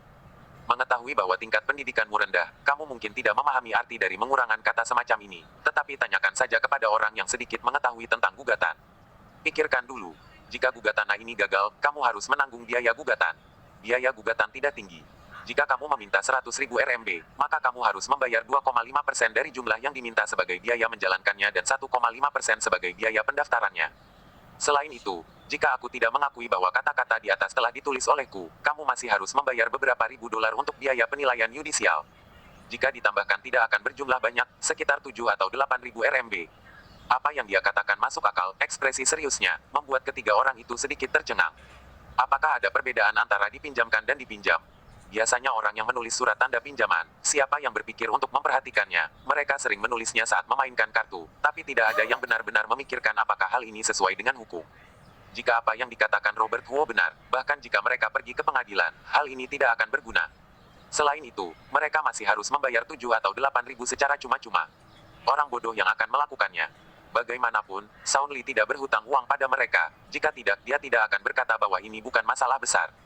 Beberapa orang merasa lega ketika mereka memikirkannya, tetapi sebelum mereka dapat mengambil napas, Robert Huo tiba-tiba berkata dengan suara yang rendahnya, "Tapi, mengenai apakah kalian akan mengajukan gugatan atau tidak, aku tetap akan pergi ke pengadilan untuk menuduh kalian melakukan penipuan. Jika kalian ingat dengan benar, hari itu kita bukan satu-satunya yang bermain kartu. Selama aku bisa menemukan bukti, aku dapat menghukum kalian. Tidak masalah jika aku tidak dapat menghukum kalian. Tapi Badan Keamanan Publik akan mengajukan gugatan kedua terhadap kalian, karena berjudi. Tidak ada dari kalian yang memiliki pekerjaan bukan? Apakah uang yang kalian menangkan beberapa waktu lalu sudah habis? Tidak peduli uang itu dibelanjakan atau tidak, seseorang akan meminta kalian untuk meminta penjelasan mengenai sumber uang kalian. Tidak jelas apakah kejahatan judi itu harus dihukum, hasil disita, ditahan dulu lalu didenda. Tidak satu pun dari kalian akan merasa tenang. Bab 90. Kamu, jangan menakuti-nakuti orang, apakah kamu pikir kami benar-benar takut? Orang yang bergigi kuning itu menunjuk ke arah Robert Huo, suaranya terdengar terbata-bata. Dia tidak terlalu takut dengan kejahatan judi. Karena dia pernah tertangkap berkali-kali sebelumnya, tetapi dia terkejut ketika mendengar hukuman tentang kejahatan penipuan dan masuk penjara dengan jarak waktu 3-10 tahun. Banyak orang mungkin tidak takut dimasukkan ke penjara selama 10 pada umur seperti dirinya. Bagaimanapun, ini adalah hukuman negara. Tidak terlalu parah. Tetapi jika ia masuk ke penjara, maka ia akan benar-benar menjadi penjahat. Itu hanya memainkan kartu, tapi mereka sudah mencap dirinya sebagai penjahat, bukankah ini sedikit keterlaluan? Aku tidak bermaksud menakut-nakutimu, aku hanya menjelaskan kebenarannya. Jadi kamu bisa kembali. Aku akan pergi ke pengadilan untuk mengajukan permohonan gugatan besok pagi. Kamu bisa bersiap-siap untuk menerima panggilan pengadilan. Tidak masalah jika kamu tidak ingin pergi jika menerima panggilan tersebut. Biasanya, orang yang terdakwa akan menolak untuk hadir di pengadilan, maka pengadilan akan melakukan apa yang aku katakan. Maka mereka akan percaya padaku. Jika kamu pergi, aku akan menghabiskan lebih banyak uang untuk membuat wartawan media melaporkannya. Ini tidak parah, paling tidak hanya diumumkan di dalam kota. Maka saat itu, istri dan anak-anakmu, kerabat dan temanmu akan tahu bahwa kamu terlibat dalam penipuan. Aku benar-benar ingin tahu. Begitu orang sepertimu diperlakukan sebagai penipu, bagaimana kalian akan menjalankan hidup kalian? Wajah orang-orang tersebut menjadi kesal ketika mendengar hal itu. Mereka saat ini tidak memiliki pekerjaan yang menjamin dan pada dasarnya ia menghabiskan kehidupannya dengan bermain kartu. Jika dia menang, maka ia akan makan sesuatu yang lebih enak, tapi jika kalah, dia akan pulang dan melempar pot dan piring. Jika mereka dianggap sebagai penipu, siapa yang berani bermain kartu dengan mereka lagi? Kata-kata Robert Huo benar-benar menutup semua jalan orang-orang tersebut, bahkan nyawa mereka bisa langsung hancur. Pria-pria tersebut yang tidak memiliki banyak keahlian apapun, merasa jantung mereka berdebar-debar dan kaki mereka terasa kehilangan tenaga. Dia hanya ingin mendapatkan keuntungan. Mengapa saat ini dirinya tidak mendapatkan keuntungan, melainkan masuk ke penjara?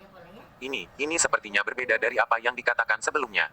Bukankah hanya dengan beberapa kata saja akan membuat kaki kutu buku Sound Lee ini menjadi lemas dan dia ingin memberikan rumah dan istrinya untuk membayar hutangnya? Dan pria di depannya tidak sama seperti pengecut yang biasa bermain kartu dengan mereka. Dia mengangkat dadanya dan mengangkat kepalanya, auranya seolah-olah telah berubah. Orang-orang itu diam-diam menatap rekan mereka, mereka semua melihat kepanikan di mata satu sama lain. Masalah ini berkembang melebihi perkiraan mereka. Tidak berani mereka memikirkan hal lain. Pria bergigi kuning itu adalah orang yang lebih cerdik. Dia mengangkat kepalanya dan tersenyum pada Robert Huo. Itu hanya lelucon. Bagaimana mungkin kamu bisa menganggapnya serius? Aku hanya ingin memanggilmu untuk bermain kartu. Aku juga mengandung beberapa tamu malam hari ini. Kakak ipar apakah kamu ingin pergi? Kita semua adalah teman baik bukan? Ah, siapa teman baikmu? Natalining berkata dengan kasar. Meskipun dia tidak sekuat Novaji atau semandiri seperti Freya Gu, tapi dia tidaklah bodoh. Paling tidak dia bisa melihat situasi di depannya saat ini. Orang-orang ini jelas merasa bersalah di dalam hati mereka. Surat tanda pinjaman yang mereka bawa itu seperti perkataan suaminya, itu adalah bohongan. Karena bukan suaminya yang berhutang, saat ini Natalining merasa lebih lega. Lupakan saja hal itu, aku akan tanyakan beberapa pertanyaan. Jika kamu menjawabnya dengan jujur, aku mungkin mempertimbangkan untuk tidak menuntutmu, kata Robert Wu dengan tiba-tiba. Orang bergigi kuning itu dengan cepat berkata, kamu tanya saja, tanya saja. Siapa yang menyuruhmu datang? Tanya Robert Wu. Ini, orang yang bergigi kuning itu merasa ragu. Keluarga Jilah yang memberikan mereka ide buruk ini, tapi dia tidak bisa mengkhianati mereka. Selain pria yang berbadan besar itu, masih ada juga laki-laki dengan sebatang rokok di mulutnya. Saat itu puntung rokoknya telah dibuang. Samar-samar ia menarik orang bergigi kuning itu dan sedikit menggelengkan kepalanya. Ia menandakan bahwa ia tidak boleh mengatakannya. Kemudian, pria itu berkata kepada Robert Wu lagi, lupakan saja, kita hanya bercanda. Apakah kamu benar-benar bercanda? Robert Wu mengeluarkan ponselnya. Ia menunjukkan kepada beberapa orang di sana bahwa dia telah merekam semuanya. Kemudian ia berkata, maaf, aku terbiasa dengan merekam semuanya sebelum berbicara dengan orang yang berniat buruk. Apa yang kamu katakan tadi telah direkam dengan jelas. Apakah kamu hanya bercanda? Tentu, pengadilan yang akan memutuskannya. Wajah ketiga orang itu menjadi pucat. Kapan orang ini merekamnya? Apa yang mereka katakan di awal memang tidak ada makna bercanda, bahkan surat tanda pinjaman pun dibawa oleh mereka. Mungkinkah mereka hanya bermaksud untuk bercanda? Robert Wu mencibir dan berkata, aku tahu bahwa kamu diperintahkan oleh orang lain. Yang aku targetkan juga adalah orang yang di belakang layar masalah ini. Jadi aku tidak akan mempermasalahkannya denganmu. Selama kamu bekerja sama dan menjawabku dengan jujur, aku akan menganggap seolah-olah kamu tidak pernah ke sini. Orang yang bergigi kuning itu pada dasarnya bukanlah orang yang bertekad bulat. Ia dari awal sudah ditakut-takuti oleh Robert Wu sehingga dia tidak sadar. Saat ini, ketika dia mendengar bahwa pria itu akan melupakan kesalahannya, dia langsung berkata, aku akan bilang.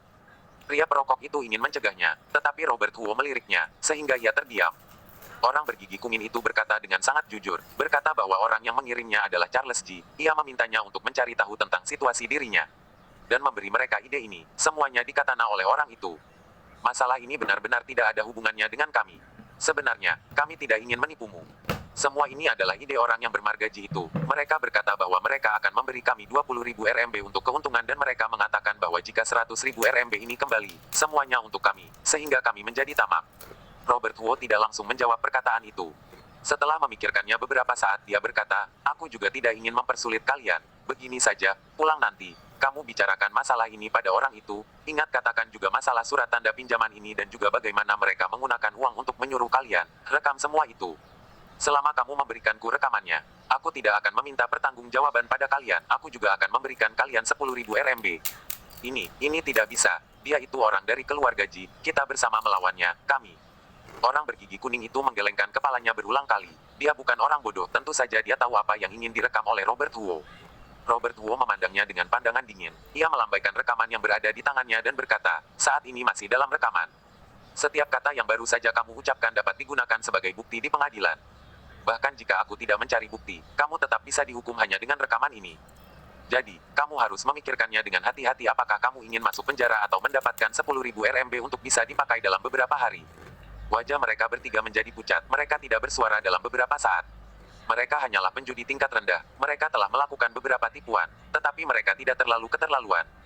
Dan mereka semua menargetkan orang-orang tingkat rendah, tipe orang yang bodoh seperti Song Li. Kapan mereka bertemu seseorang yang cerdik seperti Robert Wu, beberapa orang ini yang mendengar ia berkata seperti itu, menjadi merasa sangat bingung. Setelah merasa ragu-ragu sebentar, di bawah pencerahan Robert Wu, ketiga tersebut akhirnya setuju. Robert Wu tidak bermain lagi dengan mereka, ia langsung mengambil uang tunai 10.000 RMB dari dalam rumahnya dan memberikannya kepada mereka bertiga. Belum lagi, 10.000 RMB itu sangat menarik bagi beberapa penjudi yang melarat. Orang-orang itu dengan senang hati membagi-bagikan uang itu di depan Robert Wu sebelum mereka pulang. Lalu mereka mengucapkan terima kasih. Robert Wu tidak tertarik untuk berbicara terlalu banyak dengan mereka yang seperti sampah sosial ini. Dia menyuruhnya untuk segera merekamnya dan menyuruh orang-orang itu pergi. Ketika ketiga orang ini pergi, suara Natalining terdengar, kamu tidak benar-benar bermaksud untuk menuntut mereka, bukan? Dari percakapan Robert Wu dengan beberapa orang itu, Natalining dapat mendengar bahwa orang yang dibalik semua ini adalah seseorang yang dikenalnya. Setidaknya Robert Wu tahu siapa pihak lawan itu. Karena dia ingin merekamnya, maka hal itu menunjukkan ia ingin melawan orang itu. Meskipun aku tidak tahu siapa keluarga Ji yang dimaksudnya, namun kekuatan keluarga ini. Natalie Ning tahu sesuatu. Bagaimanapun, Nova Ji adalah teman baiknya. Apakah semudah itu berurusan dengan keluarga Ji? Natalie Ning jelas khawatir tentang hal ini. Robert Huo tersenyum tipis dan berbalik kemudian berkata, tenanglah. Kadang-kadang ketika berhadapan dengan seseorang melalui hukum, tidak perlu menggunakan cara yang lebih bermanfaat. Aku tahu apa yang harus dilakukan, tidak apa-apa. Orang yang bisa memberikan ide buruk seperti itu dan juga bermarga Ji, yang pertama Robert Huo pikirkan adalah Charles Ji. Hanya orang bebal seperti itu yang akan menggunakan cara bodoh seperti ini. Bagi orang awam, cara ini mungkin berhasil, tetapi bagi Robert Huo, cara ini hanya untuk menimbulkan masalah bagi diri orang itu sendiri. Awalnya, Robert Huo tidak ingin repot-repot meladeni Charles Ji, bagaimanapun, kantor cabang itu sudah ada di tangan Nova Ji dan dia bertanggung jawab langsung. Tapi Charles Ji yang telah membuat masalah dengannya, demi rencana besarnya, Robert Huo harus memberikannya pelajaran. Setidaknya ia harus membuat orang itu duduk dengan patuh untuk sementara waktu, jangan melompat seperti badut sepanjang hari. 1 jam kemudian, orang yang bergigi kuning itu dan kedua orang itu dan Charles Ji bertemu. Mungkin karena dia merasa masalah ini sangat mudah dilakukan, ditambah dia tidak ada kerjaan, maka Charles Ji datang sendiri untuk mendengarkan laporan mereka secara langsung. Orang yang bergigi kuning itu dan yang lainnya menggambarkan reaksi Robert Huo yang berbalik dengan kenyataan, menggambarkannya dengan situasi yang menyedihkan. Bagaimana pria itu merasa takut hingga kakinya lemas dengan nangis meminta mereka melonggarkan beberapa hari untuknya, pokoknya semua gambaran yang menyedihkan. Charles Ji tertawa dengan penuh kemenangan. Seorang sekretaris kecil berani melakukan hal ini padaku, itu sama saja dengan mencari kematian. Kamu melakukan pekerjaanmu dengan baik. Charles Ji memujinya, bersambung.